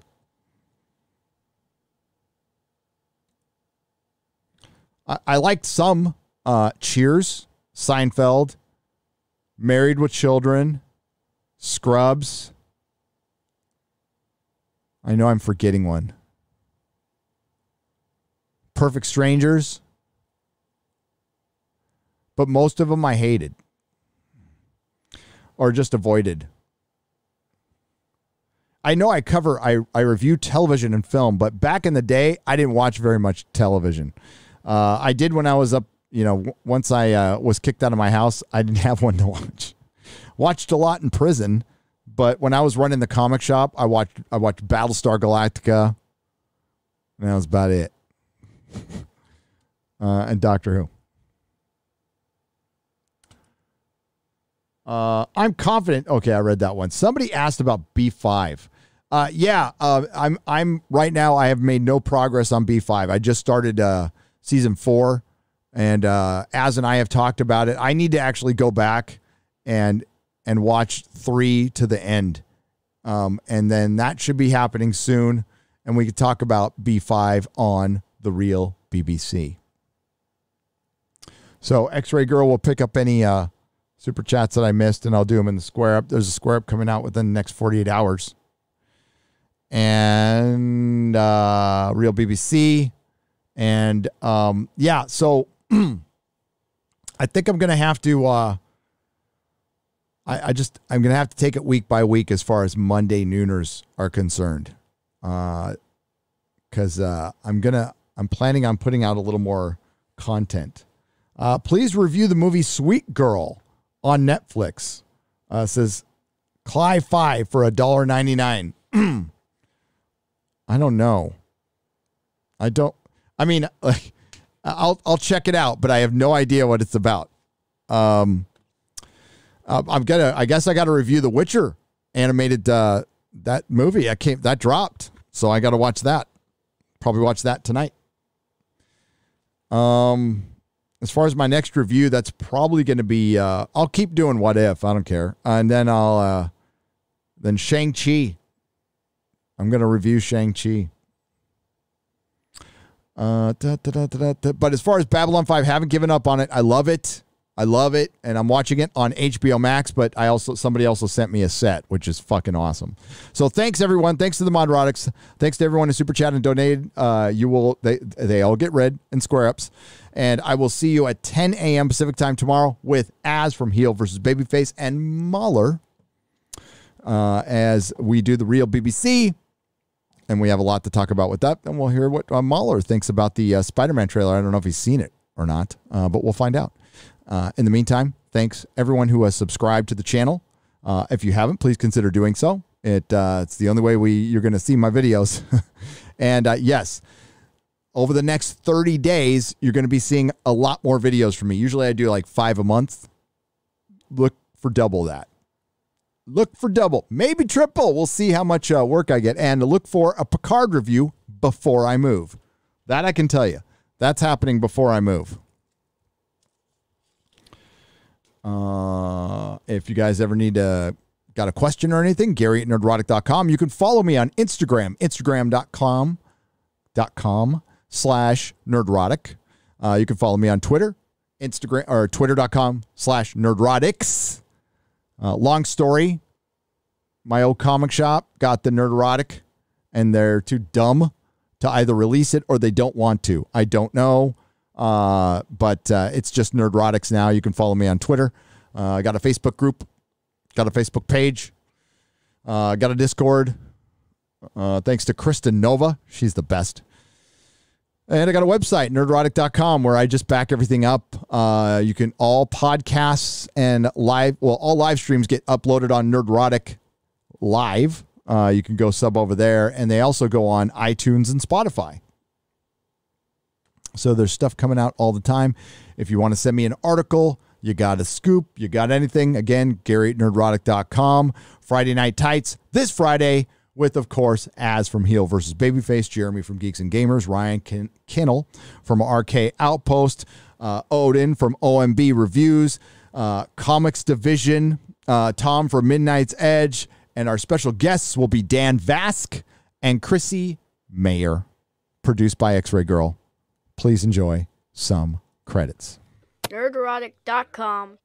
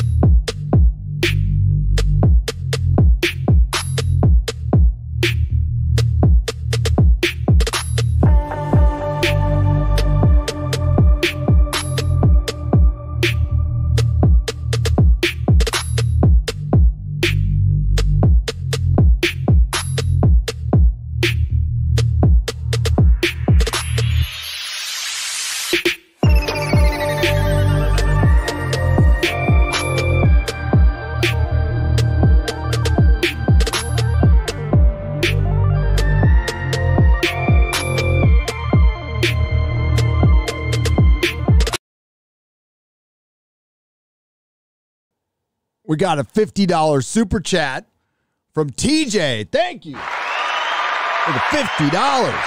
TJ, for $50. It's a donation. It's on the donation side. It says, fuck New Jersey. I grew up there. It's almost as bad as California. I will fight if necessary and die on this hill. Fuck the poke. Fuck the pandemic bullshit. It's just another weapon for the government to try to use against us. Get you... get some, I'm sorry, get some guns and ammo now. I got to read it, Mama Susan. I got to read it. Them's the rules. And I agree. So, TJ, thank you for the $50. Yeah, there's certain states that just suck. Now, I can't speak much to New Jersey. I think I've driven through it once. But I'm in California, so I can't judge anybody's state. I did my best, everybody. I did my best. I tried.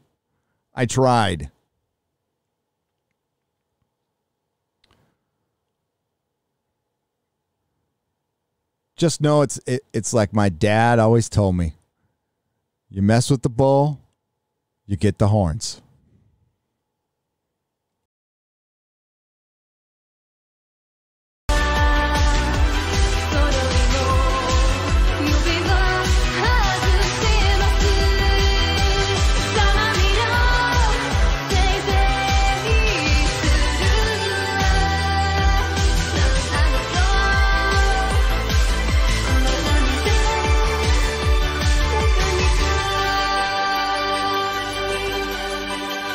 Oh my God, it's the first time I've watched these credits.